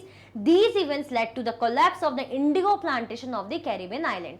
अब क्या हुआ, जब इंडिगो प्लांटेशन नहीं करना चाह रहे, मतलब प्रॉब्लम आ रही है, ये सब हो रहा है, तो इसके कारण भाई प्लांटेशन में तो प्रॉब्लम होगी, मतलब किसी क्रॉप के प्रोडक्शन में, उसको प्रोड्यूस करने में तो दिक्कत होगी, मतलब नहीं वो कराया जाएगा जब यहाँ पे इतना ज़्यादा स्लेव दिक्कत कर रहे हैं भाई, फसल तक जला दे रहे हैं, जो प्लांटर्स हैं उनको तक मार दे रहे हैं, तो दैट मीन्स वो नहीं चाह रहे हैं। तो 1792 में क्या हुआ, जो फ्रांस है उन्होंने अबॉलिश कर दी स्लेवरी इन फ्रेंच कॉलोनीज, मतलब उन्होंने जब उनकी कॉलोनीज, इन्होंने भी कॉलोनीज बना रखी थी ना, अपना रूल बना रखा था, तो स्लेवरी खत्म कर दी। दीज इवेंट, मतलब इन्हीं कुछ इवेंट्स के कारण क्या हुआ, जो इंडिगो प्लांटेशन है कैरिबियन आइलैंड में क्या हो गया, कम हो गया। स्लेव क्या होते हैं, a person who is owned by someone else, the slave owner, a slave has no freedom and is compelled to work for the master. Slave कौन होते हैं, स्लेव वो होते हैं जो भाई हमारे लिए मतलब बेसिकली काम करते हैं, जैसे हमारे दास होते हैं कि मैं बोलूँगी तुम मेरे लिए खाना बनाओ, मैं बोलूँगी यहाँ पे यहीं पे रहो, सारा काम करो, जो भी मैं अपने अकॉर्डिंग चीज़ें करवाऊँ, सारी चीज़ें स्लेव को माननी पड़ेगी, गलत सही, तो वही होते हैं हमारे दास, दैट मीन स्लेव। तो यहाँ स्लेव का मतलब है जो अपने मास्टर के लिए कोई भी काम करने को तैयार रहता है, करना ही पड़ता है, क्योंकि दास है भाई, ठीक है। अब यहाँ पे बात करें तो क्या कह रहे हैं कि भाई इस एरिया में, कैरिबियन आइलैंड में क्या हुआ, इंडिगो प्लांटेशन डिक्लाइन हुआ, क्यों, क्योंकि इस तरीके का रिबेल हुआ था। आया समझ में, ये देखिए इसीलिए कह रहे हैं कि इस तरीके से रिबेल हो रहा है, तो जो रिवॉल्ट है, स्लेव रिवॉल्ट है, ठीक है, सेंट डोमिंगो में हो रहा है अगस्त 1791 में, उसके बाद स्लेवरी हटा दी थी। बट क्या हुआ था, इन सिचुएशन ऐसी बनी कि अगेंस्ट थे, नहीं करना चाह रहे थे, हमें नहीं करना इंडिगो प्लांटेशन, तो इस कारण जो भी हुआ कि प्लांटेशन इंडिगो मतलब डिक्लाइन हो गया, ठीक है। चलिए, as the indigo trade grew, commercial agents and officials of the company began investing in indigo production. अब जब इंडिगो का ट्रेड जैसे जैसे बढ़ा, है ना, तो धीरे धीरे समझ में आने लग गया लोगों को, तो क्या करने लग गए, जो कमर्शियल एजेंट्स हैं और ऑफिशियल्स हैं उनका इंटरेस्ट बढ़ने लग गया, तो उन्होंने इंडिगो प्रोडक्शन में इन्वेस्ट करना शुरू कर दिया कि भाई इंडिगो प्रोडक्शन में जो भी पैसा लगता है, फाइनेंस रखता है, हम उस पर अपना पैसा लगाएंगे और फायदा उठाएंगे। क्यों, क्योंकि भाई इंडिगो तो काफ़ी चल रहा है। Over the years, many company officials left their jobs to look after their indigo business. मतलब नौकरी छोड़ दी कि अब हम क्या बनेंगे, हम इंडिगो बिजनेस संभालेंगे, भाई हम बनेंगे इंडिगो प्लांटर, तो नौकरियां छोड़ के बैठ गए थे। तो क्या बोल रहे हैं, over the years many company officials, बहुत सारे जो कंपनी ऑफिशियल्स थे उन्होंने क्या करी, अपनी जॉब छोड़ दी कंपनी से और ये इंडिगो प्लांटर बन गए। Attracted by the prospect of high profits, numerous Scotsmen and Englishmen came to India and became planters. ऐसे ही भाई जब इन लोगों ने जॉब छोड़ी, तो जब देखा कि यार जब लोग जॉब छोड़ रहे हैं, है ना, इसमें इन्वेस्ट करें, दैट मीन्स इसमें फायदा है, तो बहुत से इंग्लिशमैन और स्कॉटमैन क्या हुए, आए, यहाँ पर आए, ठीक है, केम टू इंडिया, इंडिया आए वो लोग, और क्या करा भाई, इंडिगो प्लांटर्स बन गए, है ना, प्लांटर्स बन गए। Those who had no money, जिनके पास पैसा नहीं था, to produce indigo could get loans from the company and the banks that were coming up at the time. अब जिनके पास लोन नहीं था, बट बनना तो प्लांटर है भाई, फसल तो लगानी, बड़ा कमाई हो रही, लोग नौकरियां छोड़ छोड़ के आ रहे हैं, क्या बात है, कुछ तो बात होगी, हम भी कमाएंगे पैसा। तो भाई जिनके पास पैसा नहीं था, तो क्या होता था, those who had no money to produce Indigo produce करने के लिए उनको कंपनी से लोन मिल जाता था, and the banks that were coming at that time, और या तो बैंक जो उस टाइम पे सेटअप हो रहे थे उनसे लोन मिल जाता था, कंपनी या बैंक से लोन ये लोग अर्न कर लेते थे। आया समझ में, तो कैसे हमने देखा कि इंडिगो की इतनी ज़्यादा डिमांड, जब समझ में आया कि फ़ायदा हो रहा है, बढ़िया कमाई हो रही है, तो काफ़ी लोग अपनी नौकरियां छोड़ रहे हैं, बाहर से आ रहे हैं यहाँ पे इंडिया में प्लांटर बनने के लिए, ठीक है। पैसा नहीं है तो कोई बात नहीं, लोन में ले लेंगे, है ना, या कंपनी दे देगी, इस तरीके से, ठीक है। चलिए, सो इसी के साथ हमारा जो है चैप्टर का पार्ट फर्स्ट एंड होता है। हमने बहुत अच्छे से जाना सेटलमेंट्स के बारे में, नाउ हम एंड पे इंडिगो के बारे में कि क्या खास बात थी इंडिगो की जो इतना ज़्यादा बोलबाला था इंडिगो का। नेक्स्ट पार्ट में हम बाकी की चीज़ें पढ़ेंगे, भाई रिबेल हुआ, फिर हम चंपारण मूवमेंट के बारे में पूरी एंड स्टोरी, सारा सब कुछ इंडिगो के बारे में समझेंगे कि कैसे बढ़ा, फिर डिक्लाइन हुआ, क्यों, क्योंकि लोगों ने रिबेल करा, क्या प्रॉब्लम्स आई, सारी चीज़ें हम समझेंगे नेक्स्ट पार्ट में। इसी के साथ ये वीडियो एंड होती है। अगर आप और भी वीडियो के लेक्चर्स देखना चाहते हैं तो आप मैग्नेट ब्रेन्स के यूट्यूब चैनल, एप्लीकेशन और वेबसाइट पे देख सकते हैं। ई नोट्स और ई बुक्स की लिंक आपको डिस्क्रिप्शन बॉक्स में अवेलेबल है। ये हाई क्वालिटी की कोर्सेज हैं, जैसे कि CBSE board, Delhi board, Bihar board, UP board, MP board, Rajasthan board, Vedic maths crash course, spoken English courses आपको अच्छी क्वालिटी में और 100% फ्री अवेलेबल है। आप हमें अदर प्लेटफॉर्म पर भी फॉलो कर सकते हैं, फेसबुक, इंस्टाग्राम, एक्स, टेलीग्राम और व्हाट्सएप पे। ज़्यादा से ज़्यादा लाइक कीजिए, ज़्यादा से ज़्यादा शेयर कीजिए और चैनल को सब्सक्राइब करना बिल्कुल भी ना भूलें। अपना ख्याल रखें। Thank you so much for watching.